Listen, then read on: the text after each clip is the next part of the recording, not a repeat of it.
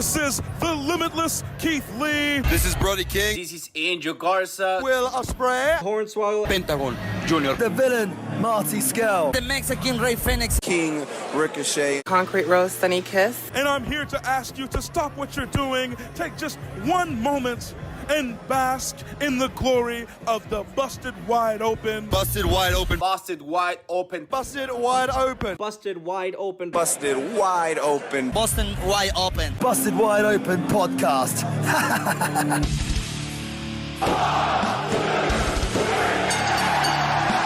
You're listening to the Busted Wide Open podcast, dropping the elbow on the hottest topics in sports entertainment and the world of professional wrestling. With your hosts, Nick Howell and Sir Ian Dangerous. Coming to you from the Orbital Jigsaw Network Arena in sunny Southern California.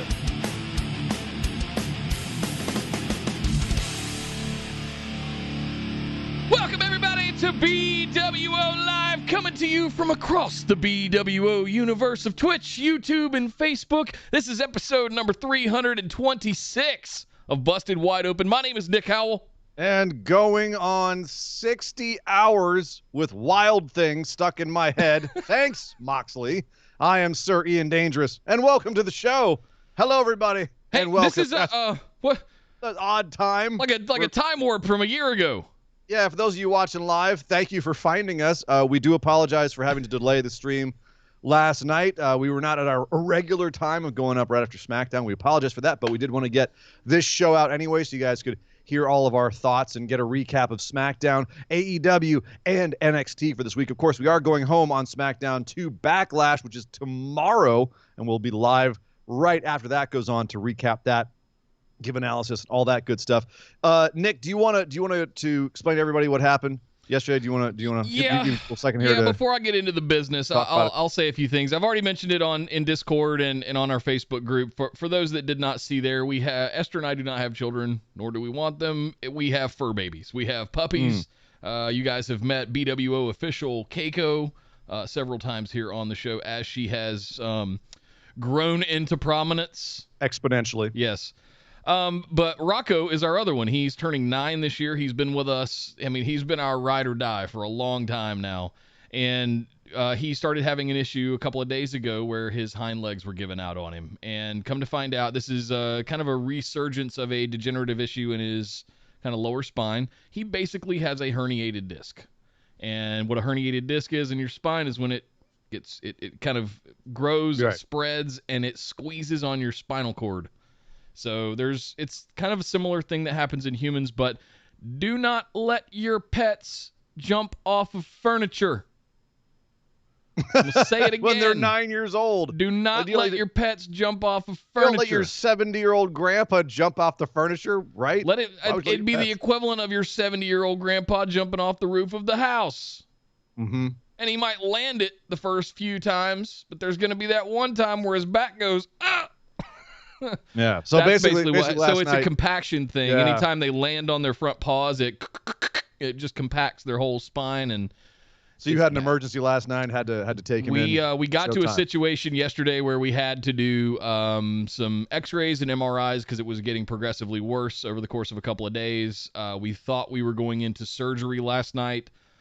Fortunately, that did not end up being the case. It was ultimately why we had to postpone last night. So apologies for the delay, guys. Things are looking a little better. Please continue to send those thoughts and prayers for little Rocco. We really appreciate it. Thank you guys for everybody that reached out. It means a lot. Get well, Rocco Rock. Yeah, and hopefully Rocco Taco. He does have an Instagram. If you want to make him feel better, you can go follow him on Instagram. It's Rocco Taco. Don't cost your dad lots of money in surgery. Don't do it. Don't do it. Heal thyself, physician. Yes. But we're doing a lot of good stuff to make sure that he gets better. He is looking a little better today, so good. Fingers crossed. He's not out of the woods yet, but we're seeing some mild progress, and that just just deep breaths. Definitely fingers crossed for the Rocco, but Nick, let's do a little business here. Let's Rocco's doing well. Glad to hear it. We are back to do this show. Let's do a little business, and we got lots and lots to talk about. Man, there's a lot of stuff to talk about. Guys, linktree.com/BWO is all the links for all the things. Like, share, subscribe, tell your friends, tell your family, all of the word of mouth absolutely helps. Thank you guys so much for all you do in bringing in new listenership and viewership here to Busted Wide Open. We really appreciate it. But all you got to do is spread that link right there, and that'll give people links to everything. You can find links to merch, YouTube, all of that good stuff, and get into our Discord, because that's where all the live chat's happening, like what's going to go down tomorrow night at WrestleMania Backlash. We will definitely have a channel going over there for live chat throughout the show, plus what will be going on here in our recap. Linktree.com/BWO. Big shout out over on YouTube. What's up? I see a few people over there. Scott, I'll get to you in just a second because you just did something really special. I see you. And it's a nice milestone for us. But thank you guys for all of the support. If you'd like, oh wow, we're getting a Dog Ziggler cameo. A Dog Ziggler appearance this morning. Yes. He's even got that Dirty Dogs bandana going on. He's rooting for him tomorrow, man. Yeah, he's rooting big time. Do you understand? Like, the mutual love between Dog Ziggler and the Dirty Dogs. They named their team after him, for God's sake. I mean, like, it's just kismet. It's meant to be. I mean, it's aligned in the stars. Next week, Dog Ziggler's going to show up with pink French braid ponytails. He just took them out actually this morning. Oh, did he? Okay. Yeah. Well, he was in line with the Dirty Dogs yesterday, but now he's got to prepare for Sunday. He's got a whole new look planned. Right. It's going to be amazing. Right. Yeah, denim vests and Lycra pants. It's going to be pretty incredible. Patreon.com/BWO if you guys would like to show your support. It is one of the best ways. Plus, we got some new stuff for you. As always, you can do the subs and bits. We'll do some call-outs here on the show live if you throw any of those in on Twitch. But breaking news, it's now available over on YouTube as well. Thank you very much, YouTube, for introducing those. Memberships are now available over on YouTube, so that's what they call them. Over on Twitch, it's subs. On YouTube, it's memberships. But we just got our first one, Ian. No! Mr. Scott Stevens. Well, thank you, Scott. That's awesome. Scott, thank you for becoming a member. Appreciate it, brother. Over on YouTube. Really appreciate it. And that means that you actually get a little piece of the... What? Little chicken going to YouTube for Scott Stevens. Thank you very much, man. Welcome aboard. Let us know how things go over there. Let me know if you run into any problems with anything. But definitely. Oh, man. Yeah, we're breaking it down the same way. The beauty of the YouTube memberships is I'm going to treat it exactly like we do Patreon. So the $5 tier, every week I'm going to put up a mailbag questions post in the YouTube members community so that you guys as well can ask questions just like the $5 patrons over on Patreon. In addition, the $10 membership over on YouTube will get you the same perks that you get over on Patreon as well. So if you're not a patron yet and you want to just keep the membership on YouTube, you can get the same perks. So just to give you guys a heads up, we're really working on aligning a lot of that stuff so that you guys can make the choice of where you'd like to support the show in the best way that suits you. So that's all the business. We got a lot of wrestling to talk about today. But we got to kick things off with a little somber news in the big news.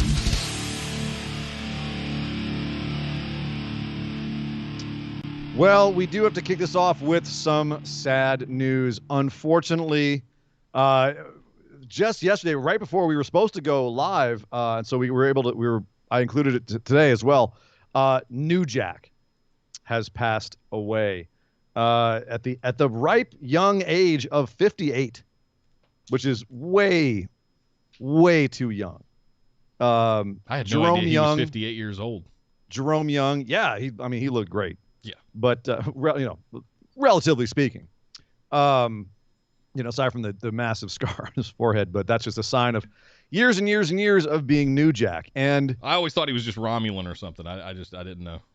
Hey, for those that know, Romulans are I don't know. They're the ears as well. That's true. But we're here to talk about New Jack, and it is not gonna lie. When prepping to talk about New Jack, it is capital C complicated, because the man was both loved and hated and feared and praised all over the place. I mean, a complicated legacy to say the least. Probably one of the most real wrestlers that you're ever going to see. A guy who believed in his gimmick 100% and lived his gimmick probably a little too hard, and but at the same time, that's what made him him. And if there's one thing that I take away from it, it's that even the people who like were scared of him or didn't really want to work with him, all spoke of him in kind of like these somewhat tones of admiration. Yeah. There was like certainly a lot of admiration for him in the wrestling community, and the outpouring of affection that happened on Twitter last night after he passed away certainly showed that even people who were like, man, I shared a locker room with him one time and it was eventful. But there's really no better way to introduce yourself if you don't know about New Jack than to go watch his Dark Side of the Ring episode, which just came out last year. Like an encapsulation of the man's whole career and extremely difficult to talk about existence. But Nick, did you ever experience New Jack? Did you ever get to see him live or? Live? No, definitely not live. Only in ECW, really, I believe. Mm-hmm. That was it. Yeah, I got to see him live back in the early 2000s, and the fact that this guy, his gimmick was New Jack. He would come out, blood would be shed, he'd hit people with things, and at some point he was going to throw someone off the tallest thing in the building, and he's going to go off of it himself. Yeah, on top of them. He did all of that, and for him to do that for year in and year out, I think he knew that being New Jack would take its toll. He seemed to be aware that that was the life that he chose, but he accepted it. So that being the case, I can't, I think most people that aren't intimately familiar with his life or his body of work are probably know of him from the incident where he cut the guy open. Mass transit. That's like one of the more unfortunate things. Yeah. Again, talking about him, if you talk about the good things, you talk about the bad things, there's so many of both. Yeah. And there's so many things that are controversial and that are not PG, as Paul Heyman said in his eulogy on Talking Smack this week, which is an intense watch if you want to go check that out, as you can imagine. Yeah. Which is funny that Paul eulogized him, because I don't recall New Jack being a big fan of Paul's at the end there, because like many of ECW's people, Paul, I think he owed New Jack money. Yeah. And that's he owed everybody money. I would not want to owe New Jack money. No. But I guess Paul's safe now. But the bottom line is that, R.I.P. New Jack, definitely. I mean, you talk about one of a kind, absolutely unique, iconic, hardcore wrestler, a guy who I certainly, like you said, Nick, in ECW and around that time was inescapable and, wildly entertaining. So R.I.P. New Jack. Yeah.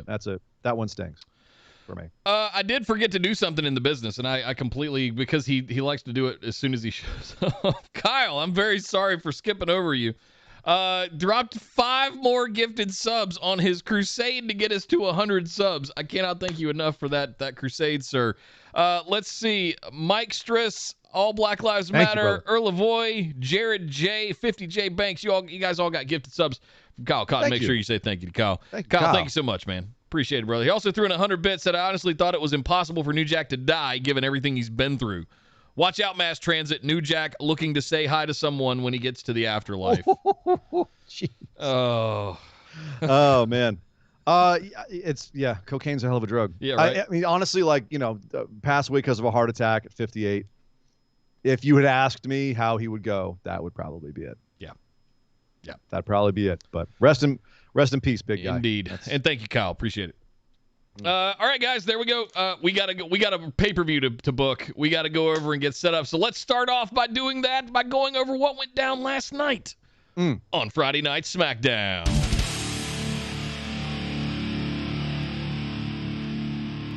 But once again, we start with the Reigns family drama. Reigns and Usos. Jay out first to say, man, last week Jimmy dissed my cousin. And I'm not happy about that. Roman Reigns came out. He didn't look very happy about it either. And he said, we'll get to the cousin in a second. Cesaro, like him, not championship material. I am. He doesn't deserve it. But now on to family business. Now on the family business. He's even starting to do a little thing up on his temple. Like, he's even starting to do this when he's going, down the family business. That's the only business I need to tell. This was the most intense I've seen Roman yet throughout the show tonight. Yeah. Last night. He's doing like all the little, like the gangsta ticks. It's great. He brings out Jimmy Uso, who, in the most petty way possible, is wearing a shirt that says, I'm nobody's bitch. Subtle, Jimmy. And so he gets in the ring, and Roman says, hey, fall in line. And Jimmy said, no, dude, you're being a dick. I can work with my brother here. Like, we're a tag team. We're going to go win gold. But just stop being acting like you're this big high poobah. Like, come on, man. And Roman says, I am the big high poobah. What, you going to beat Cesaro? And Jimmy goes, yeah, I could do it. And Roman says, you can't beat Cesaro. And Jimmy goes, watch me, turns around, challenges Cesaro right there to a match on SmackDown. Cesaro comes out to accept. Roman is beside himself. But he says, but later on we get the match, Jimmy versus Cesaro. And it's going fairly well. In the main event, Jimmy Uso now with Cesaro. But, as nice as the match was, and it was a fine match, you knew that there wasn't going to be a clean finish. Yeah. And sure enough, at some point, Roman comes out to lay out Cesaro, and Jimmy's pissed off. Come on, man, I had him. I could have gotten him. And Roman walking away says, no one wants to see this exhibition. I loved this. This was best Roman ever, in my opinion. Him going at Jimmy like that on the ramp. This is my favorite Roman.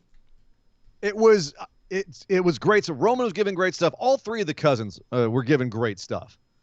That was great. I did think it was a little bit ironic that WWE was dissing its own booking by saying no one wants to see this exhibition match. I was like, it's your main event, guys. Yeah. But at the end of the day, Cesaro ends up laying all three of them out one after the other because they are divided, and he was able to take them all out and stand tall at the end of the show. Going into Backlash, because this is going home to Backlash on this show. Nick, first of all, did you think Roman's entrance at the top of the show needed to be 10 minutes? Because it was 10 minutes before Roman said a word on this show. We had 10 minutes of, here's Jay introducing Roman. Here's Roman coming out. We didn't need the MC Jay Uso doing the introduction with no entrance whatsoever. We just jump. We come straight into SmackDown after the intro package rolls, and Jay's just standing there like, I'm Jay Uso. I didn't need that. Just hit Roman's music and have him come out. You know what though? I appreciated the emceeing because after years and years and years of welcome to SmackDown, bana, right? It's like getting a little bit of pomp and circumstance. It's something that Roman's character seems like he would want is, hey, go out there and introduce me. Yeah. It's just, I just love I didn't have a problem with everything being 10 minutes. You're introducing the show. You're introducing SmackDown. Here's what you all need to know. Here's Jay introducing Roman. Roman comes out, looks scary. If you haven't watched last week, here's 5 minutes of catch up. Then Roman's in the ring looking around and then finally talks after 10 minutes of building up to it. Honestly, to me, it's more of an amusing anecdote that they're doing that than it is actually a problem with the production. Yeah. I actually prefer it to, as you were saying, just bana, and he comes out. The music feels like it got tweaked a little bit too. It's better. I felt like, or maybe it was just me. I liked it better this week than I did last week. That is Final Boss music. Yeah, it is.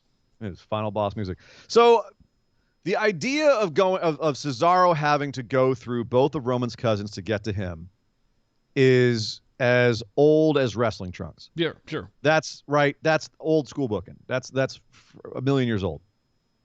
But how they got there was really nice on this show.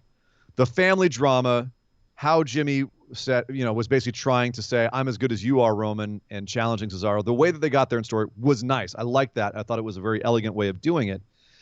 Even though the finish at the end was just kind of typical. No, I don't want to throw that away. So the ending is the part that I really liked because after he and Roman were having the heated exchange on the ramp, Cesaro sneaks back in and starts beating down Jay. So Roman goes back in to help Jay, and you have a conflicted Jimmy Uso on the outside with Roman saying, or Jay saying, forget all that stuff, get in here and help us.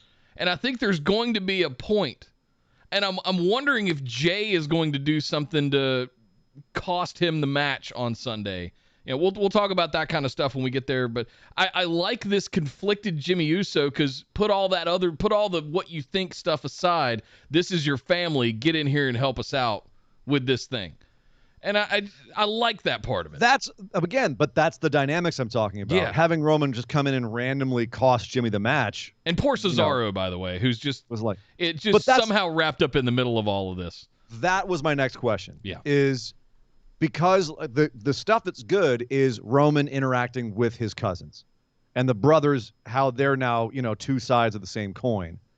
Where one is, like Roman's a dick, and one is like, I'm totally in line with Roman. My mind has been broken. Well, we saw this same story with Jay 8 months ago. Not the same story. I disagree. I think this has a very different bent to it, where, Jimmy sees the example of Jay and is like, I'm not that. Whereas Jay didn't have that. Jay was on his own. So he just got his mind broken by Roman Reigns without having anyone to help him. Okay, sure. So in that, but again, those dynamics are all good. You just brought up Cesaro. All this stuff's going on. Roman coming out and costing the match, lame. Cesaro basically being the fifth wheel, lame. Right? He's just a prop in this Reigns and Usos drama. And that's not good for his character at a time when they're trying to get him over and make him into a main eventer. Like, he should have had a kind of a mini Stone Cold moment here where he just took all three of them out on his own because they weren't on the same page. But he did. That's what he did at the end of the show. He took them all out separately. Didn't look that way to me. I was too busy. They were too busy on the over-the-shoulder Jimmy Uso shots and watching Jay and Roman get their shit in. We were watching Roman and Jimmy jawjack on the ramp while Cesaro was in the ring doing his stuff to Jay. We didn't really get to see Cesaro. But then Cesaro takes it. Roman goes in to help. Cesaro takes him out. Finally, Jimmy comes in too late. He gets taken out. And Cesaro stood tall. But the problem is, in the middle of the whole show, you had Cesaro giving a promo where it basically comes down to, do I think I can beat Roman? Yes, I think I can. And it was just after all this drama with Roman and his cousins, it kind of fell flat. Yeah. And it's one of the reasons why every time people go, why didn't they push Cesaro? There you go. That's it right there. The guy is preternaturally gifted in the ring. One of the best technical wrestlers they have. One of the best in-ring workers they have. Dude is not a promo machine. He's not a big charismatic guy. Like, even his smile is kind of dorky, right? Yeah. Vince has him on the, if you're going to be a face, you got to smile all the time regimen, which is death.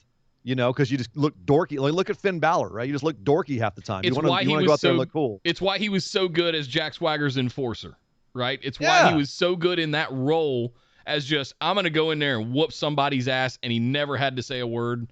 And I think that's why he kind of got typecast as that. Do you think the Cesaro section formed because Cesaro was out there every day smiling and glad handing and goofing around? No. And it's one of those things that WWE has done for decades that makes me pull my hair out every time. Is as soon as they want to push someone who's getting over organically, they put them into the mold of, well, if you're going to be a babyface, you have to do this, ignoring the fact that they got over as a babyface by doing something else. And it's rare that they actually let someone stay with that. Thank God they never did that to someone like, Stone Cold or anything like that, where, hey, Stone, gotta go out there, pal, and, cheers some beers and then smile big with the fans. Make sure you give a big smile. But even with Cesaro's section, wasn't that when he was with Sheamus with the bar? Or was that after? No, I think it was before. Even with the bar, you had Sheamus on the mic most of the time. Sheamus is fantastic. Is a fantastic promo. Who's a mic killer. Yeah. Absolute mic killer. Yeah. But so again, it works, right? But again, here, Cesaro is fading into the background because Roman and the Usos, that drama is still probably the best storyline in WWE. It's probably the best written, best acted, best performed, best characters in WWE on the main roster. So next to that, you're going to need someone who's like a Daniel Bryan, who's a very powerful, engaging person, or an Edge, who's a very charismatic person, to stand up to that. Cesaro is not that, and having him get out there and get physical is a great idea, and they're doing that because that is what got him over, is him being physical. Yeah. But the promo didn't help. Nope. They tried. I think I can beat him. Yeah. To their credit, they tried. But we'll see. We'll probably get a damn good match between Roman and Cesaro on Sunday. I'll tell you that. It won't be a good match. We'll talk about that when we do the pick'ems.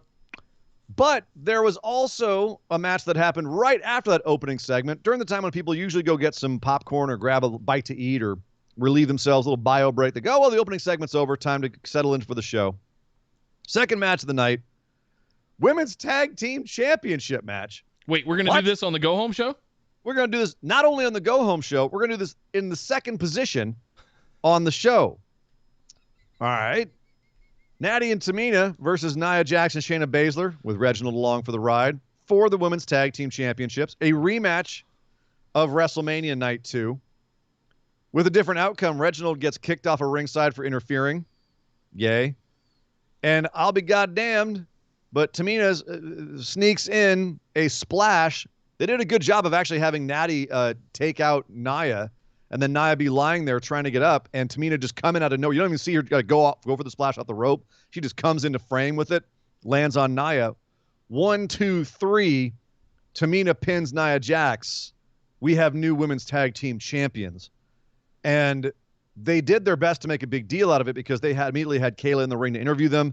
Natty starts crying. Tamina's crying. They're saying, this is what happens if you ever say it's too late, it's never too late. They're crying. Fireworks go up. Fireworks, Nick. Pyro for them.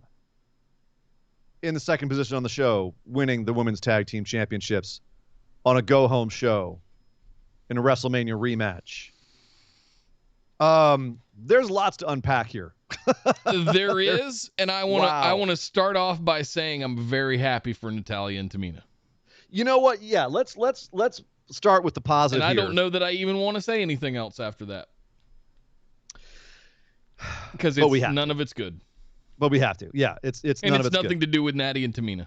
It feels like a slap in the face, frankly. And this is the thing: is that WWE did do its best job of trying to make this,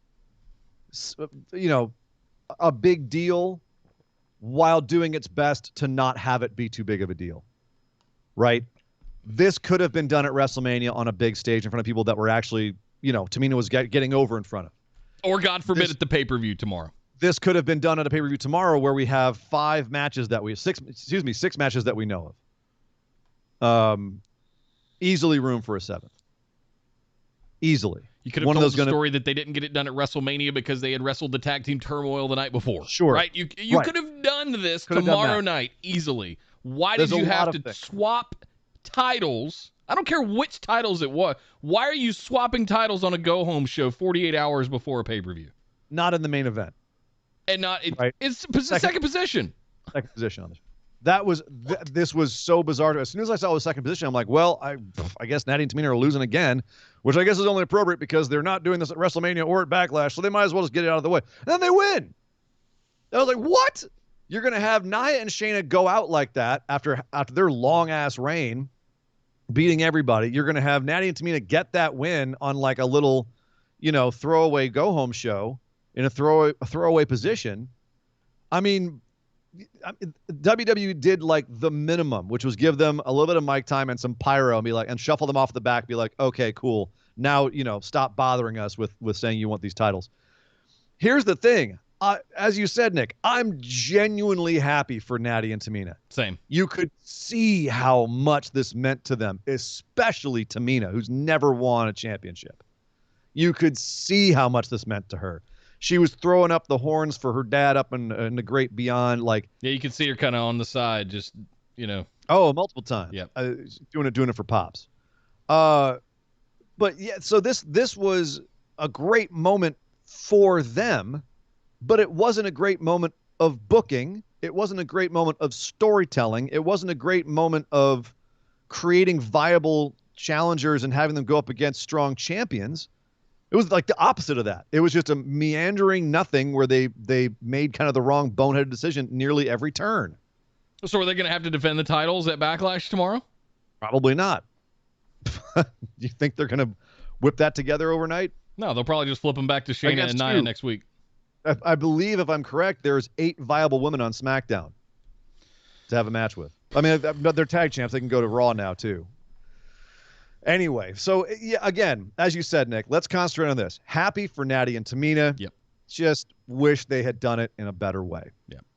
Let's see. Kyle threw in 100 bits, said WWE is trying to trademark that "I'm nobody's bitch" line too, so Jimmy ain't falling in line anytime soon. Part of me really wants to see Roman lose Sunday just so he's forced to admit he needs the Usos as much as the Usos need Roman. Hope this story with Jimmy has a fitting payoff and not just making the Usos as a unit generic grunts. I don't think they're going to be generic grunts. They've already proven, like, even they're going to go Jay, get gold. Jay is a grunt, but he's not generic, and that's called it a couple of weeks ago, right? They're going to flip him to the Mysterios tomorrow, and then that's the Usos going to get him.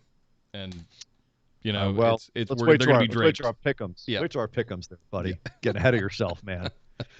Thank you, Kyle. Josh Logan threw in 100 bits. Thank you, sir. Said, hello, everyone. I miss being around, but I'll be back soon. Yo. Welcome back, seeing Josh. You. Nice seeing you, man. Thanks for dropping by. Thanks for the bits. Kyle threw in another 100 bits. Said, I'm happy for Tamina, but Natty really should have read the room because it felt like she was trying to make it about her when this entire thing has been about Tamina. That's funny. I totally read a different thing from Natty, where like she kept looking at Tamina and like getting a little like glimmer in her eye, like a little happy. Like this felt like she was doing this for Tamina as much as herself. To me, it really did feel that way, where this, what she was saying was definitely something that applied to both of them. I was happy for them, but I was just. And she's just better on the mic than Tamina is. True. That as well. Like, we're on live TV, guys. Don't give Tamina a microphone. Give it to Natty. Tamina yeah. Tamina got it out. Yeah. She got it out there and full of emotion. And you know what? Yeah. I'll take a bad promo that's full of real emotion over a good promo that has no emotion any day of the week. Totally. And Tamina gave you that in spades. Yep. It was hard not to feel it after that. Yep. No, I was feeling it for sure. I think the only thing that I was feeling was that I had one of those just, God damn it, we couldn't have done this properly. We couldn't have done right. I have a logistical and a structural issue with the way it was handled. I have no issue with strapping the two of them. I think it's fantastic. Yes. But I mean, just really? Yeah, it's not about the story that they're telling. It's about how they're telling it. You're right. And it's just I'm not mad. I'm just disappointed. Completely amateurish and bungled the way that they told the story. Just terrible.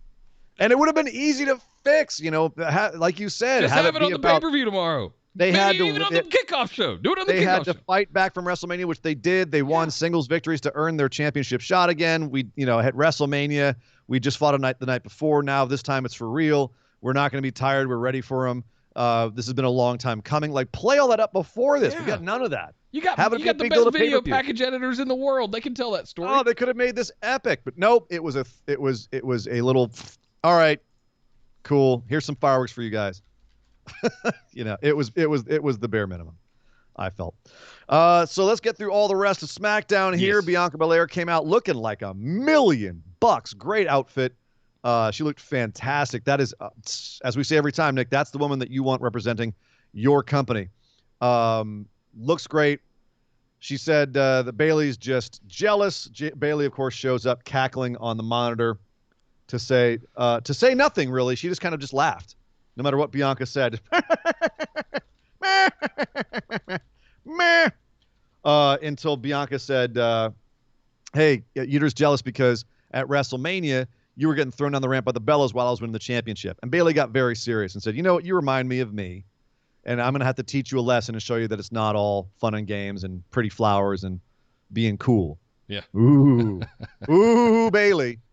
And then that's our go home to Backlash. Yeah, they're facing each other at Backlash. Nick, was this a wet fart of a close to this feud going into Backlash? Yeah, this has no heat whatsoever. It's kind of bad. Bayley's not one. Here's my problem.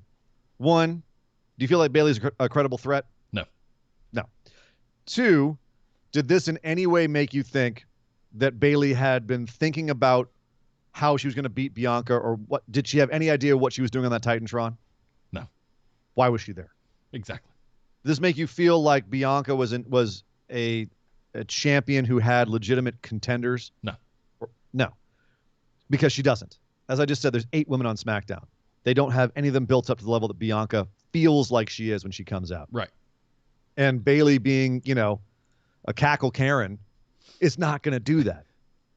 So this was pretty tragic. Yeah. Bayley Jessie Raphael is not going to get over as some heelish foil for Bianca Belair. It's cartoonish the way that they're handling Bianca.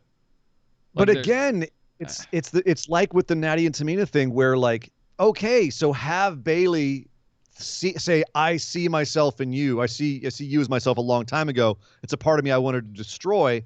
So I want to destroy you to teach you a lesson, and have that be her motivation. We're not getting any of that. It's there.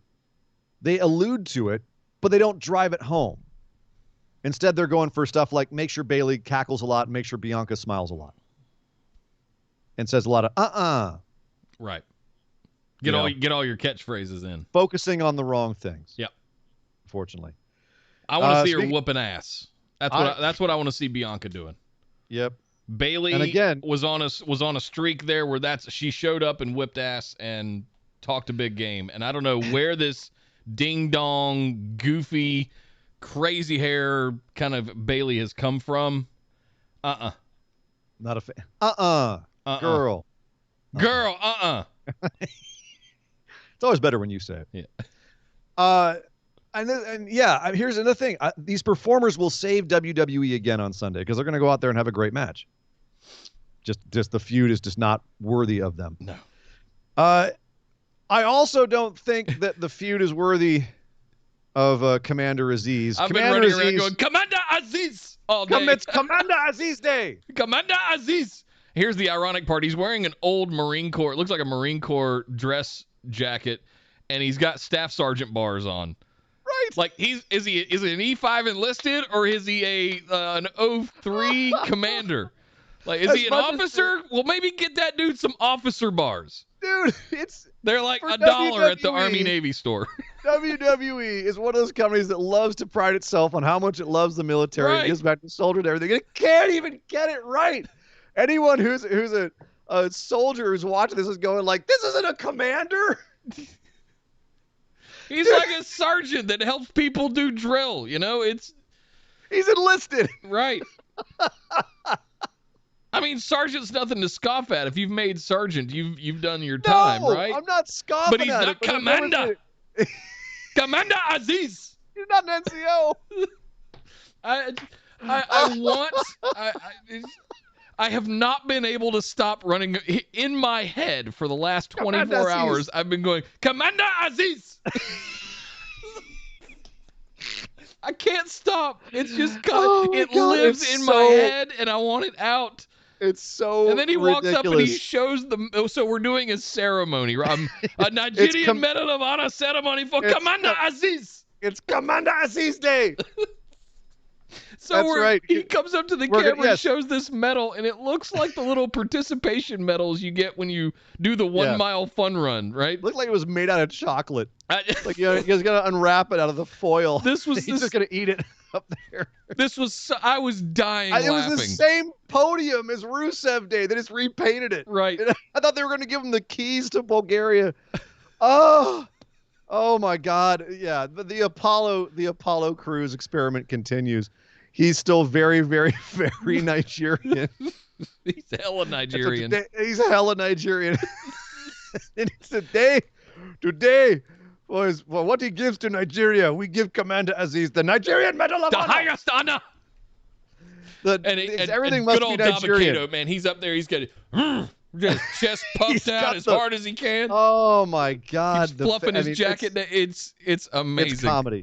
It's comedy. It's absolute comedy. And I feel like they kind of know it is at this point. Like, just go completely goofball with it.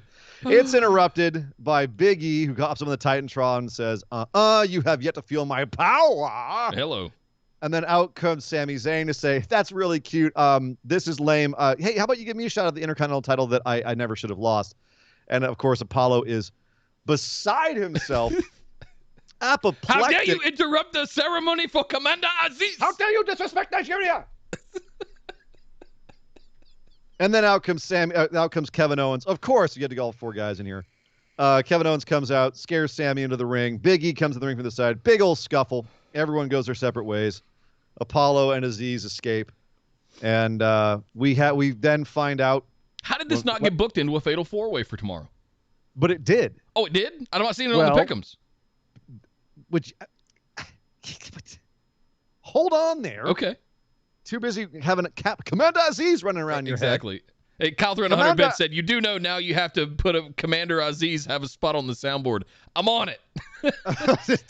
Even if it's Kyle, just me yelling it, you know. What have you done?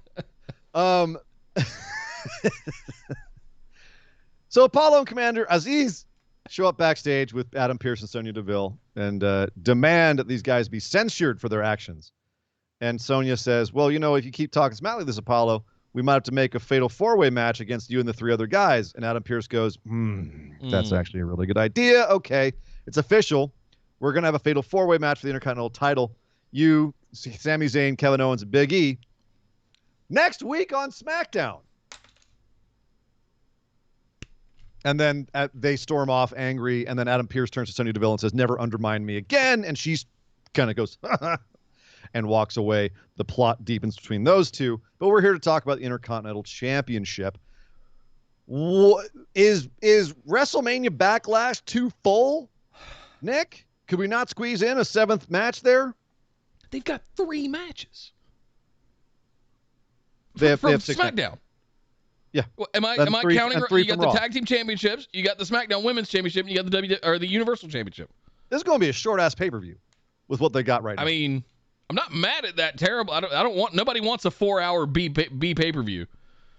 No, but I want to have. It's looking like we've got 6 matches across the board.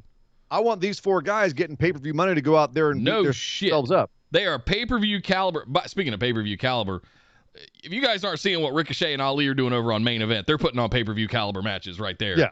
Like this shit's they can't even get a fatal 4-way with 4 of their top competitors. Their top in-ring workers. Why in the hell would you not put that on a B pay-per-view to really spike the middle of the show? This would be amazing. Crazy. Yeah. With these 4 guys. Wild. The antics of Sami Zayn and Kevin Owens, the grist you've got built up between Big E and Apollo Crews, Commander Aziz floating around on the outside. Excuse me. Commander Aziz! Yeah. This makes itself. This books itself. I mean, you talk about draw? This is a draw. Why are you going to put it on a friggin' SmackDown when you've got a pay-per-view silver platter sitting here waiting for it? Yeah, it's wild. I mean, I'm looking at the pay-per-view right now. It's 3 hours if everything goes half an hour, or let's say everything's 20 minutes and you have a bunch of breaks and stuff for promos and videos and whatnot. Entrances, all that. Yeah, I mean, you cut a couple down to 15 minutes, squeeze in another 15-minute fatal 4-way match. Come on now, what are you doing? I don't know. Crazy. I don't know. I know they probably want to give Roman and Cesaro a full half an hour, maybe 40 minutes. Yeah, that's true. It'll be 20 minutes just for Roman's entrance. And probably, I mean, we're having a lot of championship matches. The 3-way McIntyre, Lashley, Strowman will be. So I can see how if they want to keep it to 3 hours, this isn't going to fit. But I don't know, man. Throw Priest versus Miz lumberjack match on the pre-show. Let this on the. I don't. It ain't gonna happen, so it doesn't matter. Let's see. Jesse O'Connor threw in 100 bits. Said, "Why do I get 24/7 championship vibes from the Intercontinental title picture? 4 to 5 guys just gunning for it, but not as much title flipping." I don't. Well, actually, so it's funny. I don't get that because they've done this before with the Intercontinental title picture. It's a picture where all your top mid-card guys get to showcase. It's basically everyone who's just below the main event picture. And so if you have a bunch of guys, as you do on SmackDown, and you can, you have pre-existing relationships like Big E and Apollo, Sammy and Kevin Owens is Apollo, etc. Kevin Owens and Big E, you can do one of these and you actually have stories between all the guys. And the reason it doesn't feel like 24/7 is because it's not just random goons running around to Benny Hill music in the middle of the scene, and it's not a comedy thing. This doesn't feel like comedy. I mean, okay, Commander Aziz feels like comedy, but it's the point is that it feels crowded, and that's the only similarity I see to the 24/7 picture. It doesn't feel like comedy. It doesn't feel silly. If it wasn't these 4 guys that we know and trust and respect their abilities, I could kind of get on board with that, but not these 4 guys. You plug in anyone who's a relative mid-carder in SmackDown into this, and it would be good. Plug Ray Mysterio in, plug Baron Corbin in, plug Shinsuke Nakamura in. Any of those guys, this would be a great fatal 4-way. These are all top guys or higher up guys. If you start plugging in like Drew Gulak, Humberto Carrillo, Tozawa, anyone who's been in the 24/7 picture, anyone who's on that lower side of the card, any of the cruiserweights, it's going to start feeling that way more. But as it is right now, no, it's just this is a typical Intercontinental Fatal 4-Way setup to me. Yep. So and I'm down with it. That's why I'm pissed it's not on the pay-per-view tomorrow. But speaking of Ray Mysterio, he had a match with Dolph Ziggler. Yeah, yes, Dog Ziggler. Yes, thank you. It's like he knows. He's in it for the world. He is. He's here to show the world. He's here to show the world, whatever. The world. He's here to show the world his chew toy. Sir, I am doing a show. I'm talking about your dirty dogs. I'm talking about your dirty dogs right now. Man.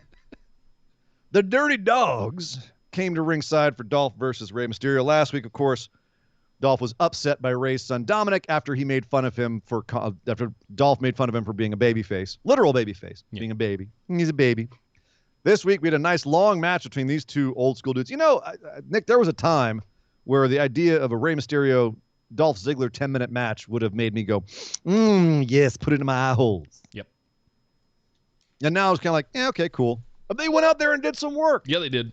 Oh, damn good match. I love this match. I thought it was good old fashioned WWE match. Like I enjoyed it. I'll put it this way. They've gotten to the point now where when this match was set up and starting, I didn't care. I wasn't invested.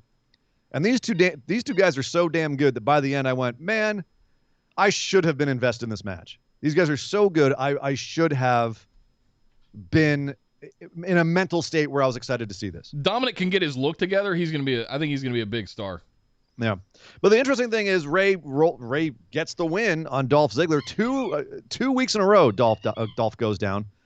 And we have Dirty Dogs versus the Mysterios on Sunday. I'm curious why they didn't have Bobby Roode in either of these matches. This Dolph goes 2 weeks, but do you whatever. think that they're letting Ray? So in my head, I'm thinking the Mysterios are going to get strapped tomorrow. And the other side of it is, the other side of my head's like, well, they let Ray and Dominic get those wins the last 2 weeks so that they can so that the Dogs can retain tomorrow. But they are talking about there's never been a father-son team that won the tag titles. Oh, they're drilling that in. Yeah. Oh, they're drilling that into your head. One half of a father and son team that might win the titles this Sunday is facing Dolph Ziggler right now. Yeah. God. Okay, we get it. That at least this is one where they're drilling in the major part of the storyline, which is that Ray and Dominic are father and son. They might win the tag titles this Sunday. That's the story that they're telling. They're doing it well. And then backstage, Dolph called him a baby. Called Dominic a baby again, and Dominic goes, "Well, Sunday you can call me Baby Champ." Work on your comebacks, kid. Yeah, no. Work on your comebacks. We're not in ninth grade anymore. Speaking of drilling things into your head, King Corbin and Shinsuke Nakamura had a match. They have been on each other's bad side for a few weeks now. They had a fairly quick match with King Corbin picking up the win. Okay. And then Shinsuke popping up and giving him a Kinshasa after the match, stealing his crown and very dramatically and heavily putting it on his head, and then stealing it, going into the back, and admiring himself in the mirror. Before this match, Shinsuke said, "You calling yourself the king of the ring? Well, I'm the king of strong style." Interesting. And boy, did they drive in the king references in this match. Nick, when they drive something in that hard, is there any way that we don't have a king of the ring? It's coming. Pay-per-view upcoming? It's coming. Mm-hmm. We may drop the Extreme Rules or something this summer and do a King of the Ring. Or they've just done it in the past on a Raw or SmackDown somehow. Baron Corbin just got a whole bunch of new gear made, and you're all going to strip him of his king title. I mean, he's had that stuff for like a year. What do you think of Nakamura as King Nakamura? I dig it. I'm not mad at it. I'm not mad at it either. I'm not mad at it either. We've seen him with the crown in New Japan. I could see when he was champ. I could see him with the crown here. It didn't. I mean, him wearing that crown in the back didn't look bad. Knock getting back to doing his theatrics like he did, picking up the crown and overacting this. Yeah, that's the Knock that I think we've been missing. That's the kind of stuff that got him so freaking over in NXT. He had one of the biggest pops of his entrance when he was coming out on main roster in the very early days, and then they just murdered it. And it's been irrelevant ever since, I feel like. He's held the Intercontinental title, fine. But I look at this kind of stuff, I'm like, this is what will draw people into Nakamura. These kind of antics, these kind of theatrics. Yeah. I still recall one of the first Nakamura matches. I came late to Nakamura. One of the first matches I really kind of like saw the theatricality was versus AJ Styles at Wrestle Kingdom, where AJ Styles, fired the fake gun and Nakamura caught it and ate it. Like you said, with theatricality. Yeah. But again, why have him lose this match and then do all this? I don't have an answer for that. I have a theory. Maybe it was just to have him come back in and land the Kinshasa and knock the crown off of his head. I mean, Corbin wrestled in the crown, did he not? Or was it just laying off to the side? Laying off to the side. But here's the thing. Nakamura also lost. He's been losing for a while. He's on a losing streak. So, if they are planning on King Nakamura, they have him get his losses now so that Corbin then later can say, well, I beat you before. So Nakamura goes and wins King of the Ring. This is WWE logic. I don't think this works. But you have Nak lose now so that he can win later at King of the Ring with their 50-50 booking. That's my theory. I just want to know, if they are planning on putting the crown on Nakamura, why they got to do my boy Xavier Woods like that. All that man wants, all he wants in life, is to be King of the Ring. Oh, I thought you were going to say all he wants is a Batista entrance, but he got that. He got the WrestleMania Batista entrance. Yeah. Now the only thing that's left is King of the Ring. Like, once he becomes King of the Ring, he's gonna fade into dust. He's I love you all. And finally, Aleister Black gave us Chapter 3, The Lesson. I have to say this was my favorite one yet. This is my favorite one as well. After having a bad one last time. I saw it first on Smackdown because, for obvious reasons, we talked about it at the top of the show. I didn't get to watch last night, but I saw it on Instagram. He uploaded it after the show, yes. And I saw it there while we were waiting on other things.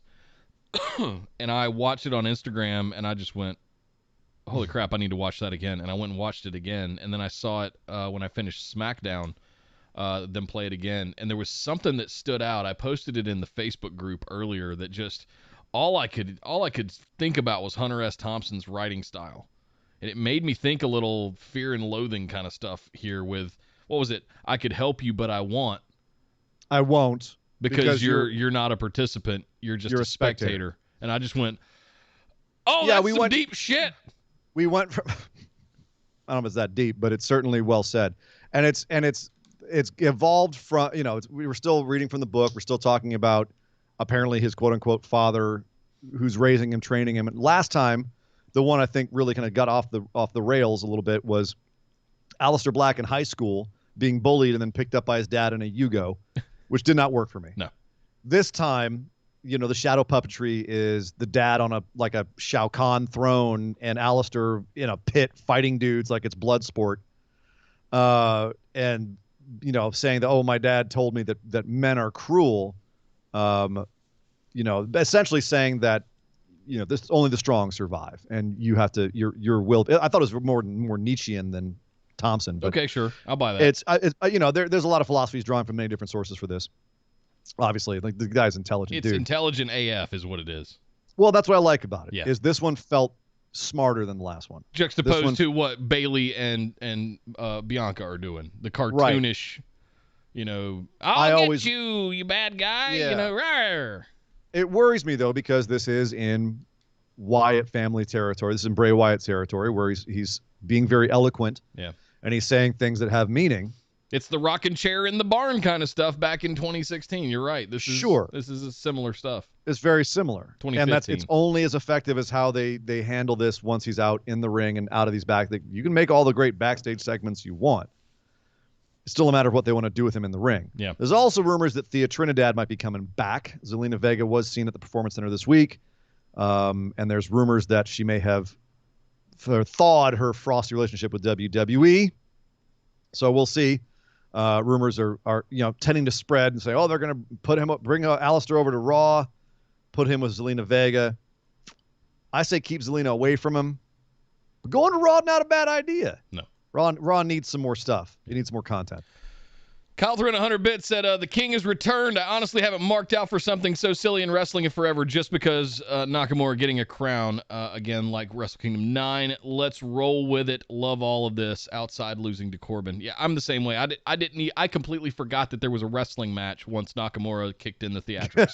Like, I didn't even mind. I liked that the camera shot that we had where he was all the way getting out of the ring on the other side and he comes all the way over and kind of stomps on Corbin one more time.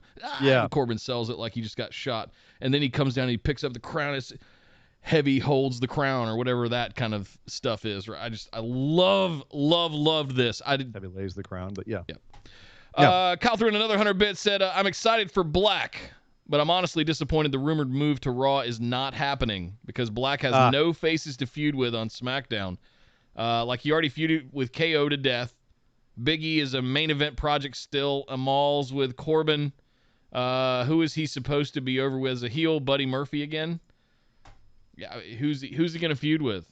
He's not going to go up there with the Titan Kaiju that are currently dominating Monday Night Raw's title picture. I mean, a lot y'all in the chat last week were talking about how Seth Rollins is about to turn face. Well, here's your chance. What if Aleister Black turns Seth face? That's me. Yes.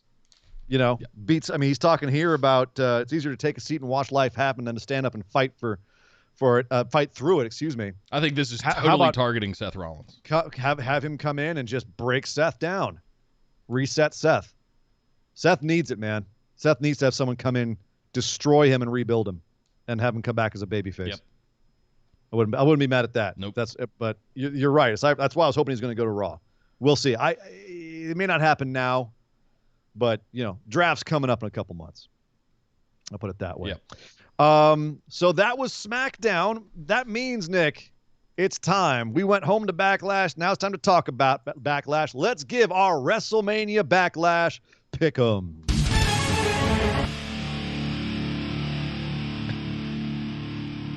I accidentally fat-fingered the wrong button. So okay. Just to mess with you, I'm going to do this while we're doing our pick'ems because I thought it would be funny. I can't hear anything, so it doesn't matter. Well, hang on. Sucker. That's right. Let's recap. Asuka versus... Oh, you son of a bitch. Now I can hear it. Like my neck gets tense immediately. Asuka versus Charlotte versus Rhea Ripley for the Raw Women's Championship. We said on Tuesday, both Rhea Ripley to retain. Damian Priest versus Miz Lumberjack match, which wasn't even promoted on SmackDown when they were talking about all the matches on the show, by the way. Interesting. They promoted 5 matches. This one was not promoted. Might be on the pre-show. Oh, no. Which would give even what I said. I'm like, if you put in the pre-show, have the fatal 4-way match. What are you guys doing? We both said Priest in this one. Yeah. And then finally, Drew McIntyre versus Bobby Lashley versus Braun Strowman for the WWE Championship. You said Lashley. I said... No, you said Lashley. No, I said Lashley. I was about to say, what the hell? I did not say Drew. You said Drew to pick up the title again. I said Lashley. So matches that we still have to pick for. Dirty Dogs versus the Mysterios for the SmackDown Tag Team Championships. You said you had thoughts about this, Nick. You think those Mysterio boys are getting strapped and we're going to have the first ever father-son tag team? Of course. I absolutely think that. I think we're absolutely going to get the Mysterios here. The Dirty Dogs have held them pretty uneventfully, for the last, 3 or 4 months, feels like, if not longer. And I think the Usos are coming up next. I think they're going to figure out how to get Jimmy and Jay on the same page. I think the fact that they're going to go wrestle for the tag team championships is going to be built into part of the story of what they're doing with Roman Reigns. So this part of that is better together kind of story, right? Figure out how to work together in the tag team stuff while we're figuring things out with with the tribal chief over on that side. Whether or not they end up being the tag team champions as goons or as, the 1-2 punch of Roman Reigns standing alongside him, I don't know, but I definitely think Mysterio and the Mysterios are getting the titles. It's tough because unless I pick the Mysterios, there are no titles changing hands on this show, according to my pick'ems. And which is probably the biggest reason I think they're going to win. Yep. Because as you said, they've beaten Dolph 2 weeks in a row. They beat him again. That really makes the Dirty Dogs look pretty bad. Unless they're going to have Charlotte take the championship, which, all I have to say to that is no! No, WWE, no. That's a bad WWE. Do not strap Charlotte this Sunday. No. You sit down. So yeah, I'm gonna take the Mysterios too, just because I need to have someone win it. I think someone's got to win a championship here on Sunday to keep it exciting. Bianca Belair versus Bayley for the SmackDown Women's Championship. As I just said, I think Bianca's retaining. Totally. What do you think, sir? Yeah, these last two are just kind of whatever. Yeah, Roman Reigns versus Cesaro. I will. So there you go. Every inch of my own foot if Cesaro wins the Universal Championship. Oh, now I really want Roman to win. No one wants to see you pull a saw and then eat it. No. So there's our pick'ems for tomorrow, ladies and gentlemen. Oh my goodness. Oh, I gotta kill the music because we're done with pick'ems now. But Jay Wolf dropped 1,000 bits on us. Oh! Good Lord, Jay. Thank you so much. I'm so excited and thrilled with the way AEW elevated Nagata and then, well, we haven't gotten to AEW yet. I want to read that, but let's go. I'll save it for AEW. Deal? Deal. All right. I'll remind you. I'll come back to that, Jay, because we definitely want to talk about that stuff when it is timely to do so. All right, so we're locked in for Backlash tomorrow. Thank you guys very much. So what's the difference here? That's what I wanted to look at. So I'm picking Drew. Yeah. Here's the problem, you're though. You're picking the Mysterios, but that's it. Everything else is retentions. We're pretty much taking Vegas odds on this. And the problem with that is that WWE likes to look at that and then throw at least one swerve in there. So maybe I will pick the Dirty Dogs over the Mysterios. I'm going to do that. I'm going to pick the Dirty Dogs over the Mysterios. Okay. Just to keep things interesting. And also because Dog Ziggler's biting my ankle and telling me to. That's a good reason also. Mm-hmm. Like, Dad. So there we go. There we go. But that means, Nick, it's time to get into all the rest of the wrestling that happened this last week, starting with NXT. Woo, boy, we had a women's championship match on NXT. Oh, my goodness. Raquel Gonzalez. Yeah, exactly. Versus Mercedes Martinez. Holy smokes, these two ladies beat the absolute shit out of each other. It's interesting because I did see this match get reviewed online by a few people that said that it felt like they were out of sync or that like they ran out of gas at the end of this match. I saw a couple of sloppy spots or places where they were a little bit out of sync, but this felt more like they were trying to do a hoss fight and they were just beating the crap out of each other, like you said, Nick. And I felt like that was the pace they were going at. I didn't really have a problem with it. I didn't at any point question Raquel's ability to work a match or Mercedes' ability to carry her in this match at all, really. I frankly thought this was pretty goddamn solid. Yeah, it was. I don't have any issues with it. Every match has its little idiosyncrasies in it, you know? Yeah, and there was nothing here that I thought was egregious. No. I'll put it that way. But the thing that I really like about Mercedes Martinez is she's built a career off of being like that. I won't even say it's a Chris Hero or a Cassius Ohno kind of thing, where she's a gatekeeper. Yep. She's just the badass in the division that you have to get through to prove that you're a badass champ. And beating her makes you a badass, but doesn't make her any less of a badass. True. And I like that. And this match told that story where you can pin her, but you gonna know you had a fight. Yeah. Because Mercedes took the fight to Raquel for a lot of this match. And considering that she was outsized, it made Mercedes seem like an absolute beast. And it made Raquel look like she was surprised by how beastly this woman was, but she's still Raquel freaking Gonzalez, your champ. And so she wins her first defense of her title. Brilliantly done. I thought this was fantastic. I was worried about this one because you're sending someone like Mercedes Martinez up against her. It can backfire on you if you're not careful, where Mercedes just looks completely dominant because of who she is and her background, right? And her style, her kind of smash mouth style that she has.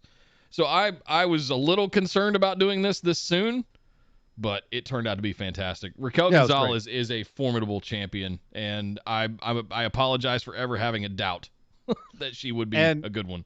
Another champ is going to hold it for a long, long time. Yep. I have a feeling. Yep. But that was not the only championship match on this episode of NXT. The main event was a 2 out of 3 falls match. Kushida versus Santos Escobar. That was a juicy steak of a match, or if you're vegetarian, it was a juicy big portobello mushroom of a match. It was freaking phenomenal. I love the story they told too, with Kushida getting Santos took it to Kushida for the first part of this match, and just kind of wore him down. Ultimately, gave him a phantom driver for the first fall, and Kushida switched up tactics, started going MMA grapples, not trying to strike with Santos. Went right into a cross arm breaker, and Santos had to tap. Strategically, because of course if he lost his arm and he had to tap right away. If he lost his arm, then he'd be useless for the third fall, which is kind of what happened anyway, because Kushida basically spent the entire time in the overrun of NXT targeting that arm. And my God, it was a beautiful thing. This felt, even though it was a 2 out of 3 falls match, this felt like it was over like that, just in a snap. It went so fast. I mean, was it even 10 minutes? Yeah. Oh, this was like a 15, maybe 17-minute match. And it, as you say, it flew by. It was wow. Okay, we're done already. Holy smokes. That was supposed to be like a big stipulation title defense match. And holy smokes, I was surprised. I remember commenting. I was watching it with a couple of other folks I was doing some other stuff with. And I was just like, wow, it's done already? That was quick. It didn't even feel like a 10-minute match, which blew me away for a 2 out of 3 falls match. Yep, they packed a lot into it, and it was very, very exciting. Yep, very high energy. I loved it too. I love the finish with Kushida getting an arm lock bridging suplex for the win. Just, it looked like he was tearing off Santos's arm while suplexing him and then holding him in a pinning predicament. Ugh. Kushida is freaking amazing. I've been telling y'all about Kushida. Here we go. And of course, we all know Santos Escobar is great too. So Escobar has finished his duties with the Cruiserweight Championship. This is it. He's done. He's officially lost to Kushida. Kushida's going to go off with the Cruiserweight Championship. What now for Santos Escobar? You said you wanted this, Nick. So you weigh in. You were like, get Santos off that Cruiserweight Championship. Get him on to bigger and better things. What bigger and better things are there for Santos in a very packed NXT? If there wasn't so much orbiting around Karrion Kross right now, it would be a great place to send him up. Maybe not in the dynamic that he's in right now, but I do see Santos Escobar holding the NXT Championship before he departs. He very well could. Nope. I mean, if Finn Balor held it, he can. Nope. Not going to happen. Before Karrion Kross showed up, all the champs for the last, I don't know how long, have all been Johnny Gargano, little guys, little cruiserweight guys. Mm-hmm. So I don't see any issue of why he couldn't. I don't think it's going to happen anytime soon. Karrion Kross isn't letting go of that title again anytime soon. Nope. No, he is not. But I'm wondering, it's one of two paths for me. I'm thinking of option A, option B. Option A, he stays and gets involved in the main event picture. I mean, possibly. Like, he has to flip face if he's going to go after either of them because it's dominated by heels right now.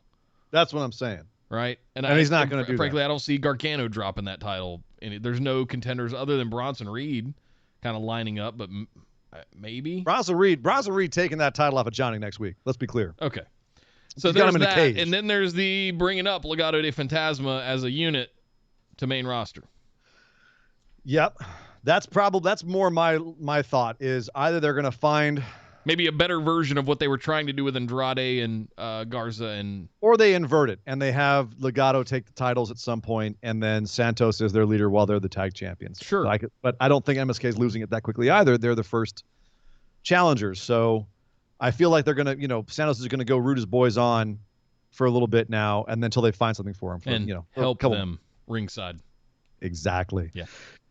Let's catch up here because we gotta talk Karrion Kross. Oh yeah. So Kyle threw in 100 bits, said, I love this 2 out of 3 falls match where basically the last fall is a result Kushida working the arm the whole match, that by the time he hits that hammerlock suplex pin, he doesn't have the strength in that arm to slip out of the pin hold. As someone who has used and escaped that hold, it's brilliant and protects Santos in defeat. Totally. Big time. And Santos is, my God, his facials, his expressions in this match told so much. Man, his selling is really good. That's his selling was really good with a mask on. Now we're seeing it without a mask on. And his face is great. Usually guys who come up wearing masks don't realize that they got to throw on expressions, but he's doing so much work with his face. Love it. It's fantastic. Thank you, Kyle. Thank you very much, brother. So let's talk Karrion Kross. He had a match to open the show with poor Austin Theory. Oh, that boy. I wouldn't call it a match so much as he got fed to Karrion Kross. He got a little bit of offense in there. He was carrying for Kross. No. Okay. Yeah, he got eaten up. That boy got eaten up. It's crazy because Austin is a big jack dude, and Karrion is even bigger and jackeder. Jacked-er? Jacked-er. It's funny because Austin's new thing is kind of being like a goober. I'm not going to call him a jobber, but like he's definitely a guy who he's kind of like Miz, where he's Teflon. Doesn't matter how much he loses. He's still going to have something. He's going to be fine. He's going to be fine. He's the prototype. And here having him just get murdered by Kross, and then Kross is kind of looking at Gargano and being like, "That's what you get. Your boy crosses me." It was the perfect guy to feed to Kross because Austin. It was entertaining to watch Austin, and they're like, "I'm gonna die," and then trying to like valiantly fight back with Johnny, kind of rooting him off from the outside. It's like, no, you got him. He had his headband on ringside and just just being a brat outside. It was Johnny was kind of the star of the match. Funny enough. I don't know. There was a lot of stars in the match. Like Kross did his part well, where he sold for Austin when he needed to, and which for the first few Karrion Kross matches he didn't sell anything. He sold in this enough. You know what I mean? It made you feel like Austin wasn't a complete loser, but I don't know. This all lined up to me in terms of the world they're defining in NXT. It all lined up. Even at the end of the match with Kross and Scarlett posing in the ring, and you do the same thing that happened to Finn Balor when Kross showed up, and he turns around and goes, "What took you so long?" Well, we do the same shot here. Kross kind of goes, "Huh?" and looks behind himself, and Finn's right behind him going, "I don't wait in line. I want my rematch." And Kross just goes, "Oh, all right, I want that too. Come on, boy. Let's go back out to that deep water you were talking about, Finn. I want that too. I want that as well. Put that in my eye holes." Yes. So yeah, good stuff all around there with Karrion Kross, with Johnny Gargano, who's got Bronson Reed next week in a cage. Yes. Bunch more stuff on NXT we got to get through. Kyle O'Reilly, he had a match with Oney Lorcan because Oney Lorcan was talking smack out in the parking lot, so he had a match with Oney Lorcan. Was beating him up. Pete Dunne came out to beat him down after he finally got. Ooh, God, O'Reilly's finishing move is that jumping knee from the top rope onto the back of someone's head. Like, dear God almighty, man. Sever your head. It sucked because Lorcan kind of popped up after that during the Pete Dunne attack to help. And I was like, dude, you're dead. What are you popping up for? Keep selling. Bobby Fish runs out to. Bobby Fish is back. Bobby Fish. What? Where? Yeah, he's back from the QAnon meeting. He's here to help. Him and Drake Wirtz were off saving kids from pedophiles. He's back out to say, "Hey, Kyle, thought I'd stop by." And Kyle being like, "Okay, Bobby, well, I'm on my own path right now, but I'll see you when I see you." And Bobby Fish was like, "Yeah, man, guess I'll see you around." Okay. It was kind of like very Wayne's World delivery. Yeah. All right. So I didn't see a reunion happening. Definitely felt like that was like kind of the final little drop on Undisputed Era there.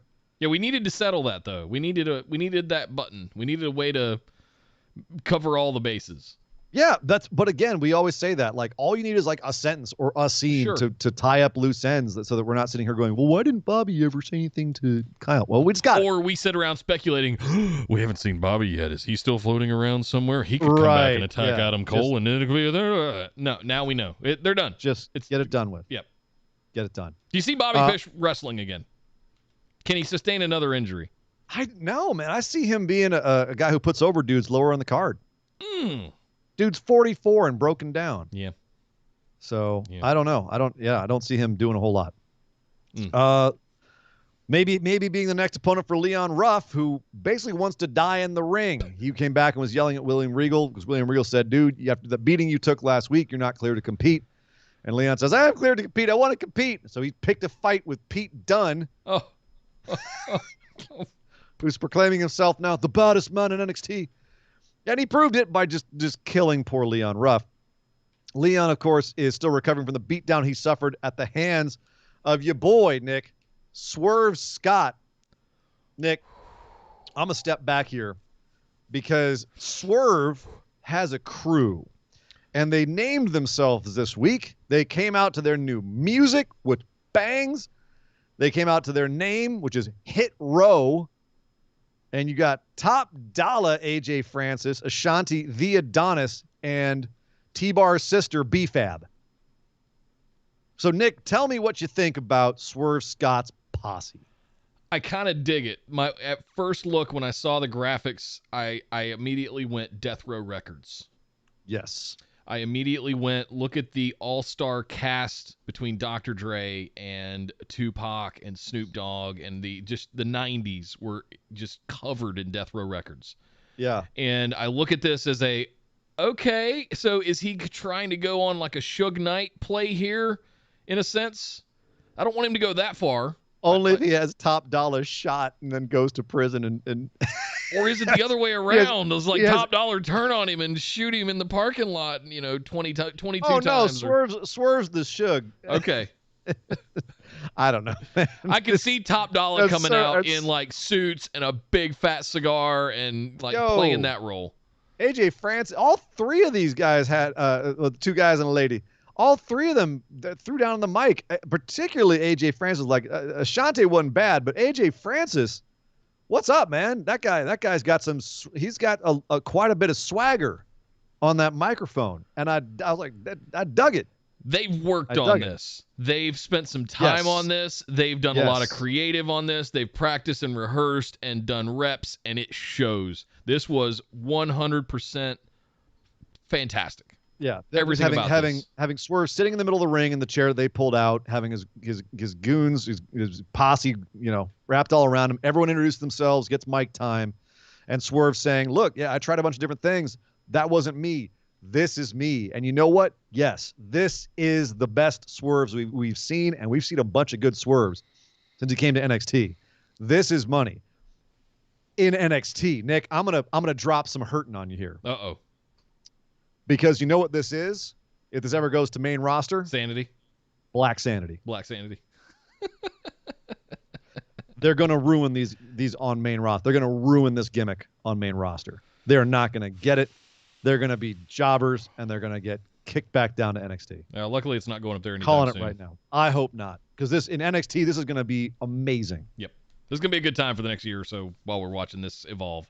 Cal threw in 100 bits, said, Hit Row is honestly a prime example why I love NXT's collaboration method of creative storytelling so much, because you can tell Swerve and Ashanti were pegged to be together back at TakeOver 31, but they hold off on it to polish and get two more talents who fit the idea ready in the next few months, and now you have this finished product that's a wrestling tribute to Death Row Records, and I'm super excited what happens. Side note, I need that theme yesterday on my iPod. No kidding. That thing bumps. Capital B. If you're gonna have a group whose gimmick is we produce records, you've got to have their theme song kick ass. Yeah. Their theme song kicks ass. Yeah. We've had a bunch of WWE themes come out recently that were underwhelming. This is not one of them. No. This one, it kicks ass. Totally. I would bump this too. So let's see. We also had Alexander Wolf. He's having issues because he used to be in Sanity with Killian Dane. Imperium starting to wonder where his loyalty lies, which is an interesting twist. I did not see this coming.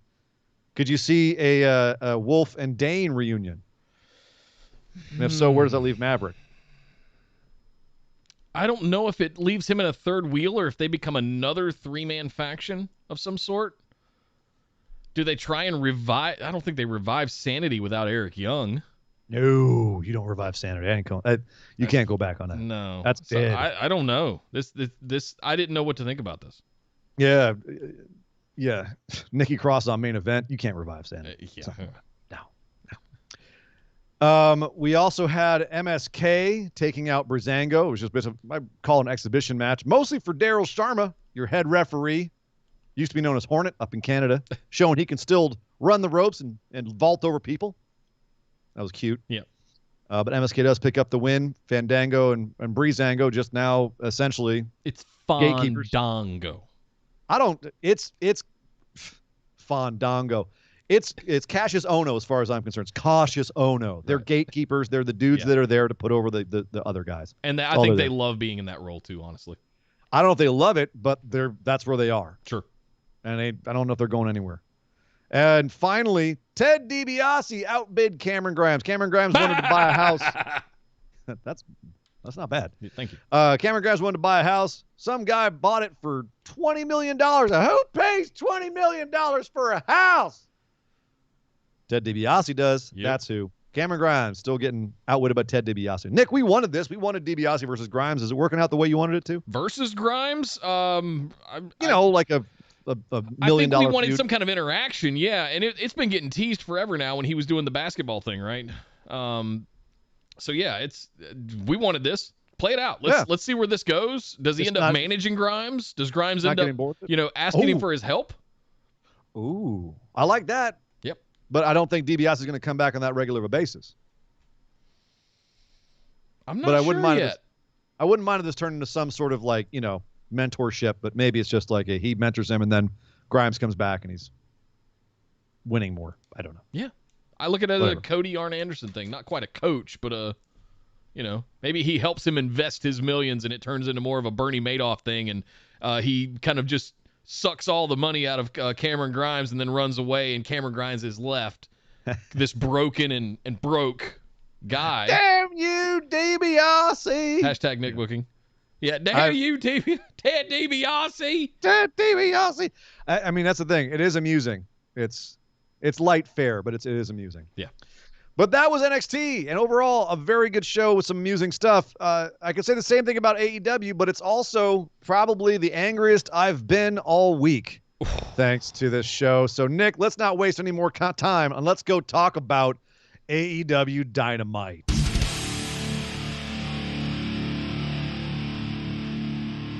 Well, it has finally happened. For about the last, 6 months now, we've been listening to SCU say, well, at least 2/3 of SCU as Scorpio Sky has gone about and done his own thing. Frankie Kazarian and Christopher Daniels have been saying, if the next time we lose, we break up. SCU is done. And they've been winning and winning and winning and winning. And they finally earned that number one contender spot and had their match against the Young Bucks. 2 weeks before a pay-per-view. Exactly. Yeah, I did want to caveat it with that. I was like, you could have held off on this. I did. They used it. Okay, so here we go. We finally get SCU in their big match, the thing that they've been building up to this entire time, right? When we said, look, the Young Bucks are going to break up SCU. It's going to put all this heat on the Young Bucks. Be a big tragic moment. They finally break up SCU. We saw it coming. I saw it coming at a pay-per-view. I didn't see it coming as a story beat for Jon Moxley and Eddie Kingston versus the Young Bucks, which is barely a feud. That feels like treading water. Right. It's just kind of sniping at each other. It's not even like, it's trading beatdowns. It's trading one-upsmanships. It's not which I suppose you could argue is what a feud is, but it doesn't feel coalesced. SCU versus Bucks had history. It had emotion. It had stakes. All of the things that Moxley and Kingston versus the Bucks does not have, SCU versus Bucks had. And they gave us SCU versus Bucks on a random episode of Dynamite 2 weeks before a pay-per-view where they're promoting Eddie Kingston and Moxley versus the Bucks. Yeah. And we had this match, and it was a freaking intense, emotional match. These dudes were going ham. It was physical as hell. They were wanting to make sure that we knew that there was emotions and intensity here. Daniels got busted open. I couldn't tell if it was hardware or not. It looked too intentional to be hardware, unless he just was like, it looked too intentional to be It was 100% hardware busted wide open. Yeah, but it looked like it might have been intentional. The way that he he did it. You know what I mean? I posted pictures in the Discord. There's pictures of him with all of his stitches along his eyebrow. Yeah, blackened eye and everything. He got bloody. He took that hard way. That was a lot of blood. Started bleeding on their Jordans. Especially the was shot a of great him shot. laying on the mat with the back of his head after the match, and they had all the blood. Oh, wait, we didn't get to see that because they cut away to the back. Well, we'll get to that. We I didn't want get to talk any about the match. moment at the end of the Oh, no. match. Don't set me off too soon here, Nick. I'm trying. So great match. We even had Matt Jackson at one point parody Shawn Michaels retiring Ric Flair with Christopher Daniels on the floor in the middle of the ring, kneeling, covered in blood. And Matt's mad because he bled on his Jordans. And so he kind of sarcastically goes, "I'm sorry, I love you," and kicks him in the head. And then Christopher Daniels kicks out. Bunch of great kickouts. But ultimately, Kazarian gets isolated outside the ring. Christopher Daniels eats 2 knees to the face. And that is all she wrote. 1, 2, 3. Daniels eats the pin. SCU is no more. Kazarian is beside himself. He's aghast. He can't believe what he's just seen. Daniels is dead. He's not even moving. He's a corpse. He's covered in blood. We didn't get to see any of that, though. And then, but that's the thing. As we are watching them start to react to the fact that they are no more, the announcers say, "We're getting word something's going on backstage." And we cut to the Young Bucks locker room where Moxley and Kingston are trashing the place. Now, here's the thing, Nick. Before I go off, supposedly, or I see what they were trying to do here, which was Moxley and Kingston were mad because of how the Young Bucks treated SCU and the fact that they caused them to break up. So they trashed their locker room as a way to piss off the Young Bucks. And it was a way to drive this heat into that other feud. That's the theory. Did it work? No. 100% no. No. 110% no. This was one of the most boneheaded, ridiculous, despicable acts that the production of AEW has pulled on Dynamite. And I'm including the stupid fall off the cage in Blood and Guts. This was a waste of a 6-month story. Yeah. This is where you're screwing up. Like, I can see a stunt being shot wrong, or they thought it out wrong and it didn't look as great as they wanted it to. All right, sucks. But that was still a great match. Yeah. This is still a great match. The ending of the match was still great. But as you said, this is a storied, arguably legendary tag team that they're breaking up.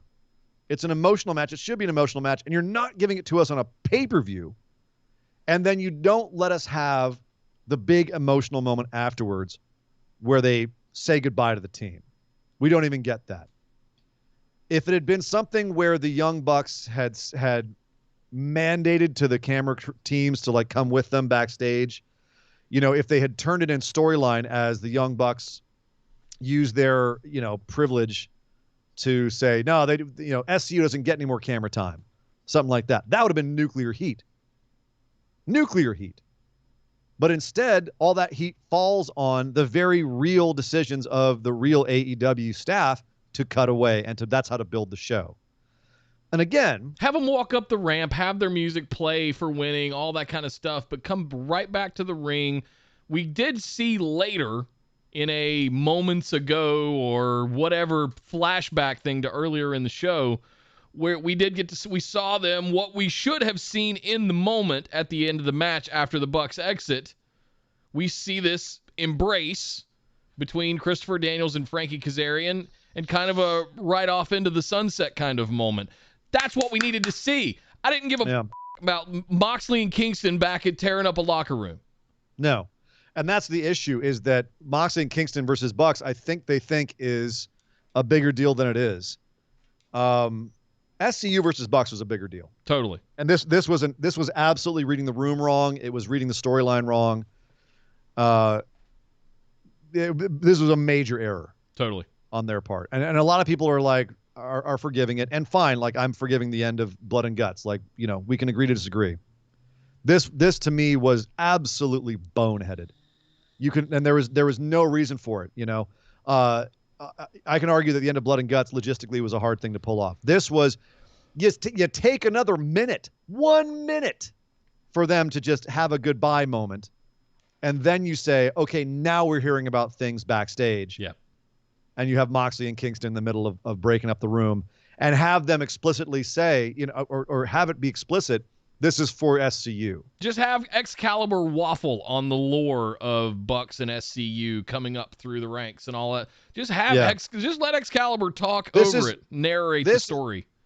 Right, sure. While Tell they're more doing story. their goodbyes, There's so much story here. This is missing Edge's first spear back in the Royal Rumble kinds of stupid cutting away. Yep.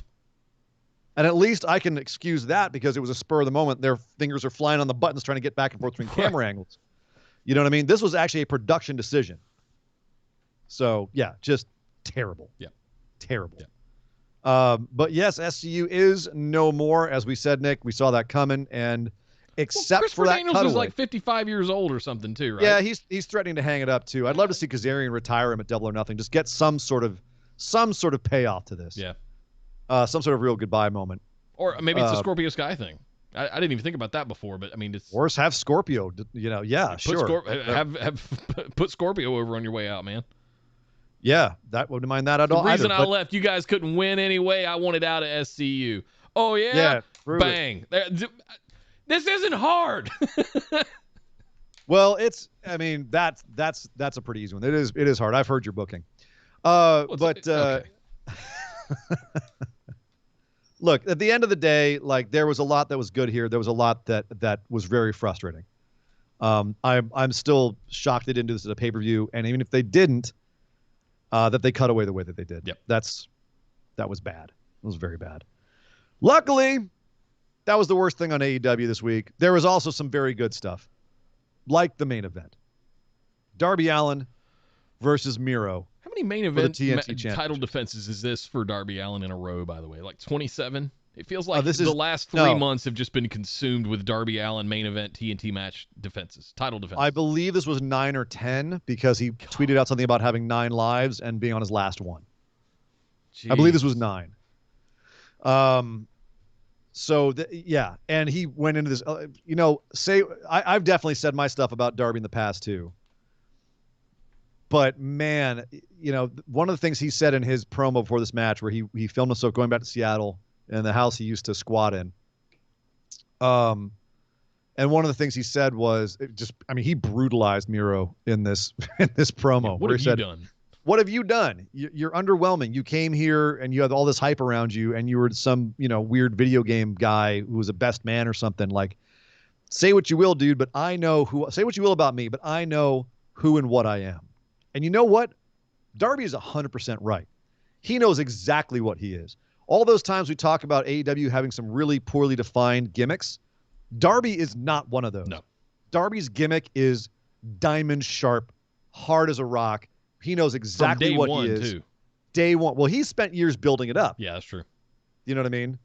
He knows exactly who he is and what he does. That gimmick it's like Orange Cassidy's, where it is set in stone. It is fully formed completely. And I respect the hell out of that. And it also means I know what to expect when I have a Darby Allin match, and that is complete freaking disregard for his own body. He was throwing himself. Miro, obviously, he brutalized him before the bell even hit, was killing him, throwing him all around, trying to get control of the match, trying to get the match started. Couldn't do it. Darby's half dead before the match even starts and has to fight back against Miro, who's getting cocky, and just throws his body at Miro. Nick, have you ever seen a tope suicida like the one that Darby pulled on Miro on the outside? No. King Cuerno's close. Here's the difference. Santos is a big dude. That's true. I mean, big. He's like 5'9" and built. Darby is not. He's twice Darby's Miro size. Yeah. Here's the thing. You want to see a physics experiment about the transfer of inertia? In physics we call that momentum. Yes. Hey. You want to see it's like the little balls, yep. right? They transfer the energy. Yep. Darby comes running tope suicidas onto Miro, full shoulder block onto Miro, and you see Miro stagger, and Darby just body like almost comes to a complete stop in midair. Yeah. Completely he hits him so hard he transfers all of his momentum into Miro.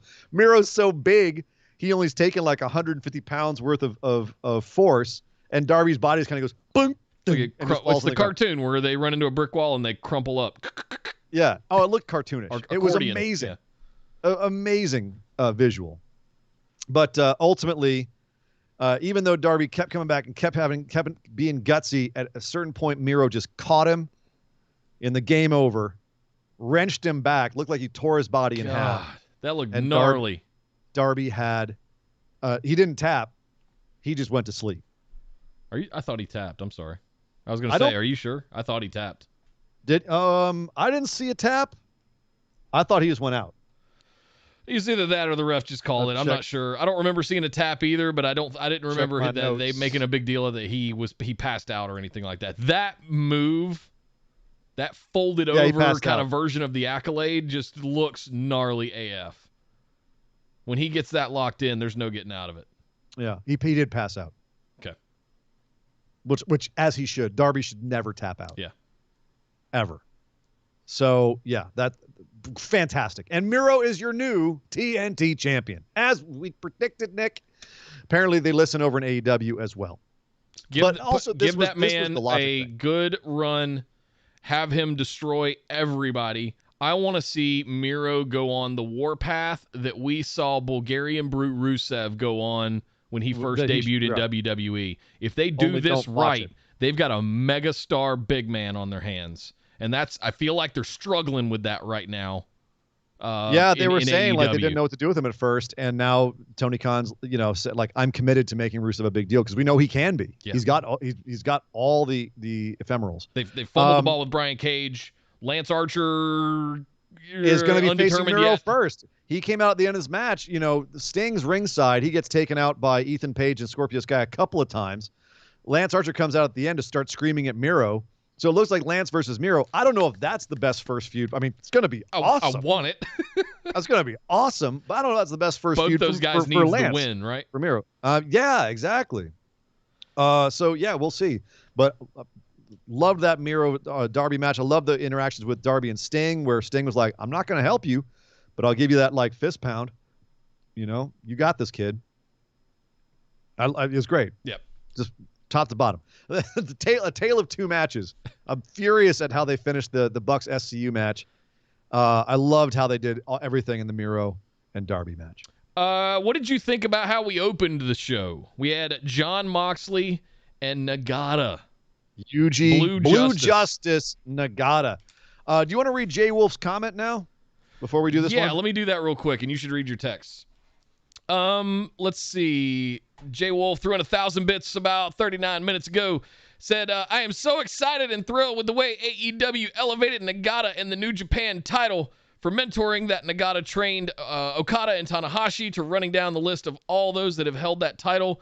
Then you have Moxley coming out to Onita's old music, Wild Thing, topped off with Moxley showing ultimate respect to Nagata at the end. You could tell that Moxley was having a blast, and this is what he loves. I'll also add on to that, Jay. You could tell how much Nagata was having fun, was enjoying this. Oh, my God. Not just Moxley. So, I mean, these two guys, obviously the mad respect from Moxley was shown across the board. Yeah, my big thing here was I don't know if I liked the Wild Thing music. Really? I'm 50-50 on it. Jay Wolf nailed it on the head. And that's Onita's music. Moxley is obviously such a disciple of Onita, whether it's wearing the leather jacket for the exploding barbed wire death match, having the exploding barbed wire death match. Onita's coming back. He's starting up his promotion again, I believe, within a month. So Moxley's a big fan of Onita, one of the most awesome Japanese hardcore wrestlers of all time. So him taking that music and using it, if he's got Onita's blessing, I 100% think Wild Thing works for him. I do like his regular theme a bit more for kind of the intensity that he brings, but if he's going to be coming out to a different music for when he's defending his New Japan stuff, I think you couldn't get better than Wild Thing, again, if he's got Onita's blessing, because that is kind of iconic for Onita. As far as Yuji Nagata, I mean, for people who had never seen Nagata before, I don't know if this is the best way to introduce themselves to him, because this was a very meat and potatoes match. This was New Japan match 101 forearm shivers and, strong strikes. Nagata is one of those guys that seems to defy time in some ways, where he just, he's obviously an older dude, but still has some really spry moves in him, is a genuine badass of a dude. Exemplifies that old school smash mouth style of New Japan. Yeah. So having him in this perfect match with Moxley, where it was a great opener for the show. This would not have been a main event match. They knew it wasn't. They went out there and almost, if anything, had a showcase. Yeah, it was a wonderful exhibition showcase kind of thing, almost like what you'd have on a kickoff show in a way. Sure, and like they were doing nothing that was reinventing the wheel. I don't think that Nagata did anything that was outside of a very narrow wheelhouse for him. Refresh my memory. How did Nagata get the United States Championship opportunity in the first place? Was it just an open challenge from Nagata? Moxley challenged him. He's like, you know who I want? I want a legend. I want to face a legend. Excalibur was throwing out some serious history in this match too, where he's talking about how Suzuki and Nagata were actually high school rivals. What? Which is God. How did he know all this stuff? Mad respect to Excalibur. You work for decades in wrestling. Nick, how do we know all this stuff that's stuffed into our brains? That's true. So it's, geez. I know everybody come through PWG that has come through PWG in the last decade. You have to know all of their lineage. And now they're all on main roster shows somewhere. Why do I know Minoru Suzuki's favorite anime? I just do. I have no idea. It's One Piece, by the way. He was actually on it. He actually was on an episode. Oh, nice. Yeah, we calling a wrestling match. Anyway, neither here nor there. Yuji Nagata. The only nitpick I had with this match, other than it being really basic, kind of meat and potatoes match, nothing special. It did its purpose. Yeah. It got Nagata over with the crowd. They loved him by the end. He looked great. Moxley was obviously having a blast. Very, just quick Death Rider at the end. 1, 2, 3. I'm calling it a Death Rider because it was a New Japan rules match, which Bryce Remsburg apparently didn't get the notification for, because they said this is going to be fought under New Japan rules, 20-minute count out. And Remsburg was counting to 10 when they were outside the ring. He was doing the big old slow 1, 2, and it's New Japan. 1, 2. You almost needed 3, to have a Japanese guy 4. on the mic, like the PA counting. I would have loved that. That would have been a nice touch. Only thing they needed. Yep. But I love this. I thought this was and the more Forbidden Door defenses that Moxley pulls off in AEW, the happier I am. Yeah. Also, if you can find them, check out the pictures of Nagata hanging out afterwards. Pop collar, fanny pack, and a beer. Gotta love it. I got to see Old Blue Justice about 18 months ago when the New Beginnings came through Raleigh here in North Carolina, right before the pandemic. A couple of months before the pandemic. And it was, just seeing his back was to me when he was standing on the apron waiting to get tagged in, and all I could see was the back of him and the Blue Justice on the back of his trunks. Yeah. And I was sitting there going, between him and Tanahashi in this match, like, there is New Japan royalty standing 10 feet from me right now, and he trained Tanahashi. Oh, like he had Lord. Ren Narita here as his young boy. Tanahashi was his young boy. Damn. Before that. Like, yeah, dude, he's been around a minute. He's been around for a second, and that's cerulean blue. Like you said, Nick. Unless you see it in person, you don't realize how freaking blue it is. That is blue. That reads. I've seen him too, and that reads from across the room. It is blue. Unmistakable. It is blue. Yeah. Anyway, love me some Nagata. This was a cool match. It was just a cool, fun match. Yeah. Whether or not I personally think that Moxley should keep Wild Thing for New Japan defenses, but then stick it with his other song for AEW stuff. Didn't he have the one with the dogs barking in New Japan for Death Rider and all of that stuff? His Death Rider music is sick. Yeah, it is. It's like that grungy kind of like doom stoner kind of thing. Yeah, I dig it. Let's bust through the rest of AEW here. Inner Circle, they won a rematch against the Pinnacle.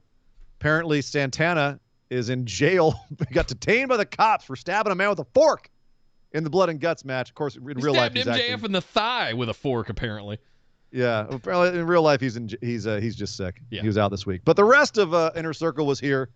They wanted a rematch. They were salty. Ortiz was pissed. Hager was Hager. And Sammy Guevara laid it down and said, give us a rematch and we'll put you in your graves. Damn, Sammy. What he really meant to say was, give us our rematch, or later on when you have your little celebration ceremony about how awesome you are for winning Blood and Guts, and you all get new watches and there's hot chicks ringside and there's balloons, we're going to come out on a little four-wheeler with a tank attached to it, and we're going to spray you with champagne. Yes, that's right. They recreated the Stone Cold beer truck with a little four-wheeler and a tank of champagne, and they hosed down the they hosed down all of the Pinnacle with the bubbly, with a stream that looked like it was from a Super Soaker circa 1999.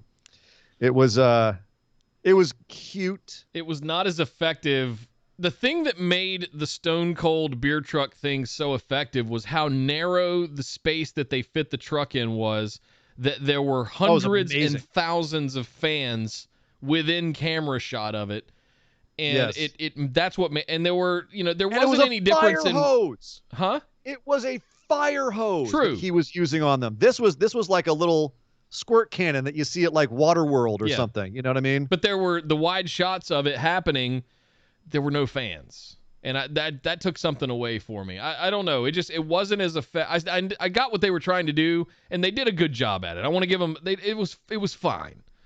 And the Pinnacle sold it like cute. They were being just completely murdered. They've waited their entire lives, because the way that McMahon and the Stooges sold the beer truck, where they were slipping and falling and everything, just like Pratt falling, just going nuts. All these guys obviously were raised on that, because they were all doing that same move, like the feet up in the air, walk, walk, walk, walk, flying everywhere. That was fun, at least. This whole bit, and then of course MJF was so pissed off, he said, "Fine, we'll give you your rematch. But in a match that you lost last time, that Stadium Stampede, and this time if you lose, Inner Circle breaks up." So on a show where you just showed me you can't do breakup angles, you're going to do a breakup angle? Okay.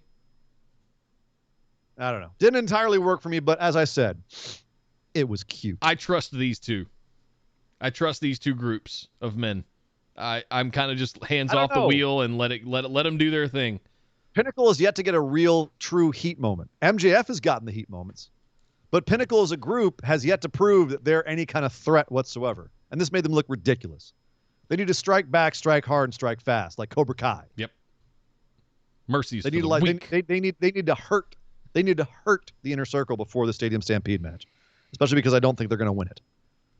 So, also Cody comes out, says, Nick, I wanted this to be quick. This actually might take a second. Okay. Because Cody came out to cut a promo. As he does. Cody is known as a promo man. Got his full entrance and everything because it's Cody. Yep. He came out to say, he doesn't really want to. America. It's tough to talk about America these days, not seem cheesy. Not going to stop you though, is it, Cody? And he didn't like the fact that Anthony Ogogo, a Brit, was talking smack about the US of A. Coming here and taking our money, but at the same time, like running us down. And it's tough, Nick, because unless he was very delicate in this speech to not get too foreigner heel, like he said. It's not all Brits. Pac's great. We got other people from Britain that are just fine. Just this one guy is kind of riling me up because he's crapping on America. And unless I repeated all of Cody's promo, I don't think I could. He hit that perfect mid-level tone where it wasn't quite the full-on foreigner heel heat. It wasn't quite the full like rah American patriotism. America. Wrap yourself in the flag, America. Lover or leaver kind of thing that you can get in wrestling. It was very measured. And I think for me, the heart of it was when he said that, he's going to have a daughter who is mixed race in this country. And he wants to show her how great this country can be. And the way that he handled that was phenomenal. But at the end of the day, It was a bit long. well, But, I mean, all Cody promos are that way, though. It's a Cody promo, Nick. What are you going to do? Tell the head of the company to cut off some time? Yeah.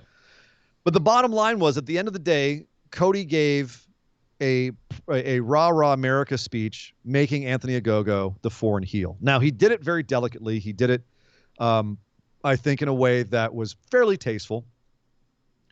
But at the end, he said, for one night only, because Ogogo likes to take advantage of it, and I'm not going to let him, I will be the American Dream. And I'm the only guy, myself and my brother, the only people that could possibly do that.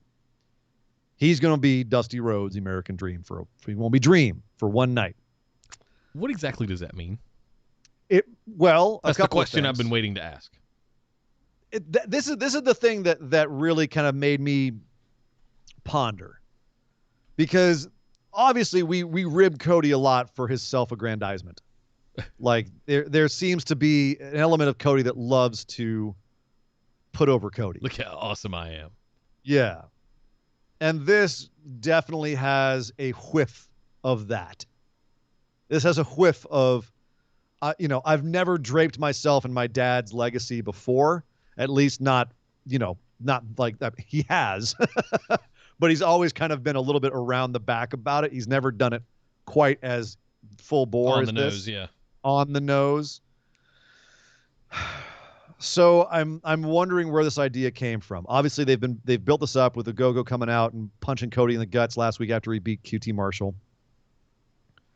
But this is an interesting decision that they're making here, that Cody's making here, is, hey, what would make this match more exciting is if we did a foreign heel gimmick where I'm draping myself in the mantle of my father, Dusty Rhodes, the American Dream.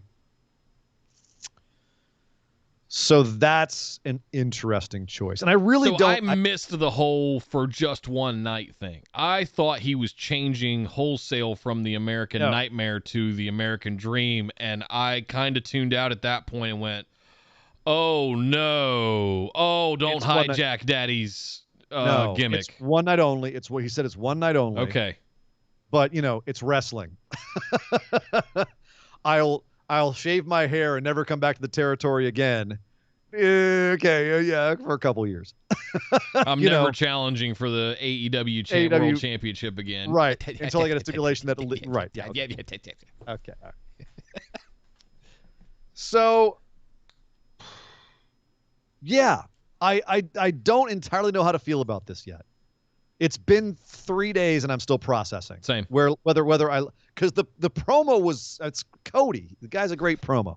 The promo, as you said, might have been a hair long in the tooth, but it was good. It was good. It did get me fired up. But then I have problems anytime that there's any kind of like foreign heel thing. I automatically just go, we're past that, guys. It's 2021. Move on. Find a better way to build it. Yeah.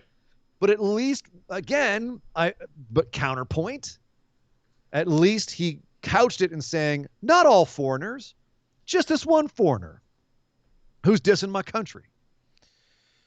And saying why he was wrong about dissing the country. And also right now, as Cody even said in the speech, right now it's a tough time to do a pro-America angle. There's a lot of, I'm going to say this as delicately as I can, Nick. There's a lot of peaked emotions out there right now. Yeah. A lot of emotion. It has been for a few years now, frankly. Yeah, has been there for a few decades, but really for the last I don't know, half a decade or so. Yep. You can say 10 years, whatever. It's been building. So it's a tough time to be doing a match like this. That's all I'm going to say. Like I kind of said more about it than I really wanted to. Here's one thing I want to say. I feel like this, as I'm going to do air quotes and say feud between Cody and Ogogo, doesn't feel like it's at the point where he needs to adopt his father's gimmick or catchphrase or pseudonym or whatever you want to call it in order to defeat this British guy. Like it doesn't feel like it's there. Like why are they using this as a thing to give it heat? It feels like it's watching backwards. Ogogo do commentary on the other shows, like it's definitely there.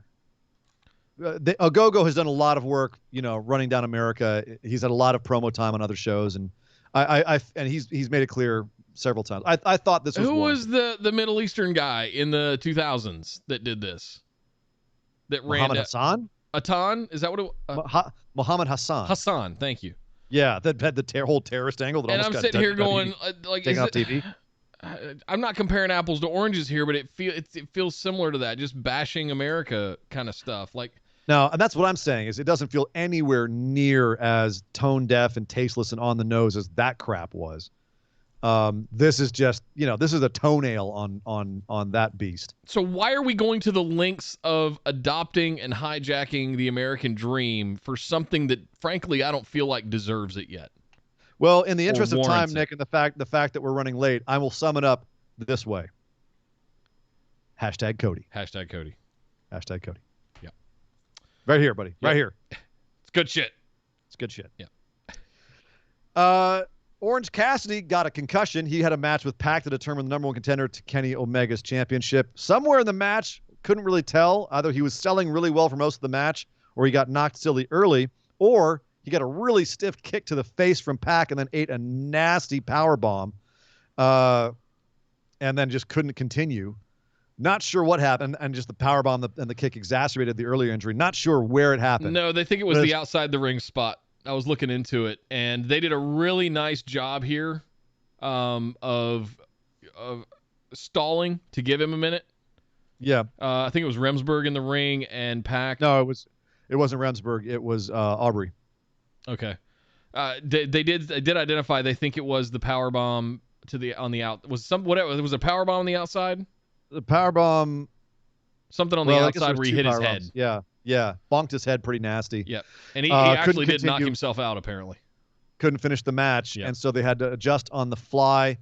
Cassidy just basically laid at the side of the ring while Pac was pissed. And eventually you had Callis come out and say, "Come on, Pac, finish him off." And then Kenny Omega hit Pac in the back of the head with the belt. And they gloated and said, "Ha, no winner means no one can face us. We're going to go on vacation up to Winnipeg." And then out comes Shivani to say, actually, Tony Khan just informed me that because the match didn't finish, both guys are now the number one contender. We're going to have a triple threat. Apparently, that was the original match finish. Yeah. Was going to be a 20-minute But they were going to time it out. Yeah, they were going to 20-minute time limit draw, which is they went 13 minutes. It's tragic they didn't get to finish the match because these two guys are money together. But oh well, we're still getting the match at Double or Nothing. Hopefully, Orange Cassidy is okay. Thunder Rosa squashed Jasmine Allure. She's back. She's gunning first for Serena Deeb. Yep. Who's coming back next week. So wants her NWA Thunder title Rosa, back. I'm for it. Yep. I say yes. I say she deserves the title. Cage. Ooh, hang on. Is there an interesting angle here where Thunder Rosa gets the NWA Women's Championship and Britt Baker gets the AEW Women's Championship, and then we have, I don't want to say a unification, there sure is. but a two belt situation? Okay, it's quite possible, Nick. It's quite possible. Yeah. What about that? Christian Cage wants to face Team Taz. He says an open challenge for them next week, but apparently that's not happening because Matt Sydal comes in and says, "I'm taking your open challenge instead, and I'll see you in the Casino Battle Royale at Double or Nothing." Christian Cage started off challenging Kenny Omega. Now he's in the Battle Royale. Womp, womp.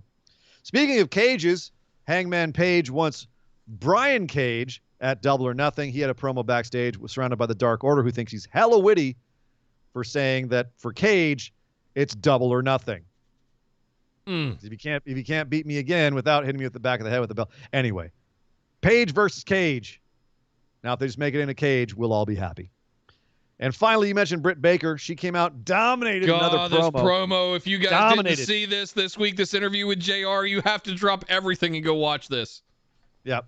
Murdered it. Oh, Killed God. It. And she did it by putting over Sheeta. She did. That's the best kind. Put over your opponent. Make your opponent look great and then say why you're better or say why it motivates you. What she did here, she's like, that's right. Sheeta broke my nose last year and she unleashed a monster. And look at me now. I'm coming for you, Sheeta. Poetic justice. And the whole time, just kind of laid back in her chair like, yeah, Sheeta's pretty good. just kicked back. I love it. Yep. This was, oh, God, This is why I love Britt Baker so much. That's a feud. That's how you build a feud. Yeah. Right there. So, but that was AEW Dynamite, Nick. Some very good, some very, very bad. Some things that made Ian go, brrr, brrr, flip table. Hulk smash. Hulk smash. But luckily, whenever I get in that kind of mood, we have a little segment at the end of the show to help me out, and it is called The Moment of Positivity.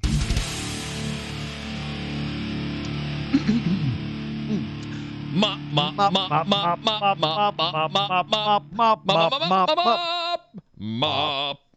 moment of positivity. That's right. It's the time on the show, ladies and gentlemen, where we like to think back on the last week of wrestling and come up with something good, something positive, something that makes us smile, something that we can share that will spread that positive energy around, make all you guys feel happy and positive as well. So, Nick, what was your moment of positivity for this week?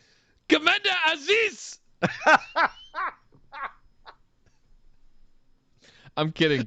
It's absolutely the Britt Baker promo interview thing, but I had so much. I didn't realize. One, I was busting out laughing during the whole Medal of Honor segment thing because I just couldn't. It's been in my head for 24 hours. Commander Aziz, just the whole time. It was absolutely the Britt Baker interview with JR. I'm not kidding. It's the best thing I saw all week. It's one of the best promos I've seen in a long time. Go watch it. Drop everything if you haven't seen it. If you haven't watched Dynamite this week, just go. It's on YouTube. It's on the AEW channel. Just go watch it. It's 5 minutes. That's good. It's good stuff. That was mine. What about you, Surrey and Dangerous?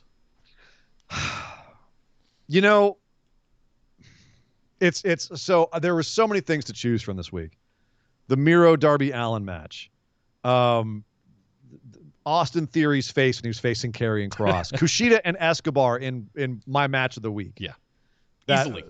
That hammerlock suplex, Northern Lights suplex. Come on. So sick. It's not real. You can't do that. He did, though. Nagata in AEW and Jon Moxley coming out to Wild Thing. Like, only way that could have been better if he'd been smoking a cigarette. True. All I did was go watch Major League afterwards. That's all I associate with that song with anymore. Wrong reference.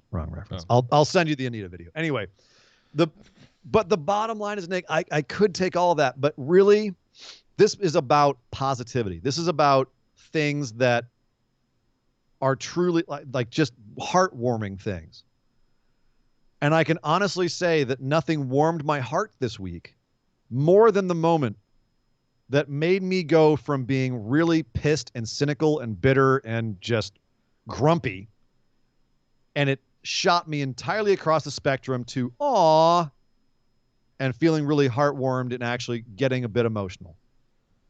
And that was Tamina getting the microphone when she won her championship and screaming, this is, thank you. Thank you for everyone who supported me. Finally did it. And then, long point up to the sky at Dad. And her heartfelt emotion. Yep. And her how much it meant to her, despite all the other, we could say so many things about how WWE just kind of gave him a handout or whatever, right? Did the bare minimum. It doesn't matter. No. It meant so much to her that it truly made me feel something positive and me feel some warm feelings inside. Mm-hmm. That was an awesome moment for her. I couldn't help but be emotionally invested for her and someone who you and I have kind of written off for a lot of years. And kind of like we make fun of here and there. But all that aside, that moment was truly heartfelt and it touched my heart. And that is my moment of positivity. Very nice. Very nice. I missed one from Kyle earlier. We got to go back to NXT for a second. I apologize, sure. Kyle. Throwing 100 bits said, if they do another one of these, I want Roadrunner and Coyote scientific joke subtitles under Cameron and DiBiase, like Redneckerus Cantankerous. That's funny. That's funny, dude. That's good stuff. I like that. Like, if they listen, like Manus $1 million. Yes, exactly. And they want to ring, freeze frame them while they do it, right? Oh my God. Cameron Grimes' locks all flowing out. Right. That'd be amazing. Kyle threw in another 100 bits. Said, my mop, while there is a lot to choose from this week, I'm going off the board. Ari Sterling, FK, formerly known as Alex Zane, had a banger of a match with cruiserweight style match with Tony Nese that was as smooth as butter. I've seen 2 matches with Ari on 205 Live. and I haven't felt this way watching someone wrestle since I first saw RVD. In terms of innovation and unique style, must see Mr. Must See Sterling for me. Yeah, that was I saw that too. That was a hell of a match. Tony Nese, by the way, my God, that guy is Mr. 205 Live. Yeah, he's found his home. He's found his place, you know. He's got his new gimmick has to be the best hand. He had the title for a minute. He had his run, you know. He's probably just I don't want to say comfortable. But Nick, there's good hands and there's Tony Nese. Yeah, that's true. That's what I'm saying. He's the best hand. I hear Miro's best man music. He is the best hand. He's the best hand. Yeah. You're the best hand. Nothing's going to ever... Well, everything's going to break you down because you're going to lose all the time. But anyways, neither here nor there. Ladies and gentlemen, that was our show. Thank you for finding us if you're watching us live. Thanks for understanding. We had to get some stuff done last night for poor little Rocco. Yep. But we appreciate you guys hanging out with us today. If you're catching us later, thank you for listening to our show. As always, linktree.com/BWO. For all them links, just check them all so you can get notified whenever we do anything, anywhere, which we're going to be doing. Nick, we got a big week coming up. It's anniversary week. It is 4 years. Oh, my God. 4 years we've been doing this now. Oh, man. Goodness. So we've got a lot of the stuff set up. Twitch is going great. We've got everything set up over on YouTube. Guys, we have all new graphics, all new merch, all new stream layouts, all kinds of stuff coming to you. All going to get debuted on next Friday on our May 21st 4-year anniversary episode. You guys do not want to miss it. Patrons, we got something special for you guys on Thursday as well. So keep an eye out for that. Man. More info coming soon as we get through the week. But yes. It's gonna be a fun week. Tomorrow, it's a celebratory week. Tomorrow, of course, Backlash. It's going to be a big week. So come join us tomorrow for Backlash. We'll be on right after that show wraps up to break it down. And where can you find a link to the Discord, Ian? Oh, that's easy. You can go to linktree.com/BWO. There you go. That's right. Yes. Yeah, that's very easy. Thank you guys for all the bits and subs. Shout out to Kyle for all those gifted subs, man. Really appreciate that again. Scott Steven over on YouTube with our very first YouTube membership. That's a milestone. Yeah. If you guys over on YouTube would like to sign up, we've got 3 different tiers, 99 cents, $4.99, $9.99. And you get perks for each one of those different tiers. So be sure and check those out. They really align with the same perks that we've been doing for years now over on Patreon. So if you're not a patron yet, you can do that right there on YouTube where you watch. So check those out by clicking that little join button underneath the video. Thank you guys for all of the support. It really does help. Please share, send that Linktree link around to all your friends. We'll see you guys tomorrow night for WrestleMania Backlash over in Discord and right back here right after the show to break the whole thing down with myself and Sir Ian Dangerous, giving you all the highlights and results from WrestleMania Backlash 2021. But until then, my name is Nick Howell. You can find me on Twitter at DataCenterDude. And I am Sir Ian Dangerous. You can find me on Twitter at Sir Ian Dangerous. But by God! Would somebody stop the damn match? This show is part of the Orbital Jigsaw Network. For more episodes, subscribe to us on iTunes, Google Play, or Stitcher Radio. For details and show notes from each episode, check us out, orbitaljigsaw.com.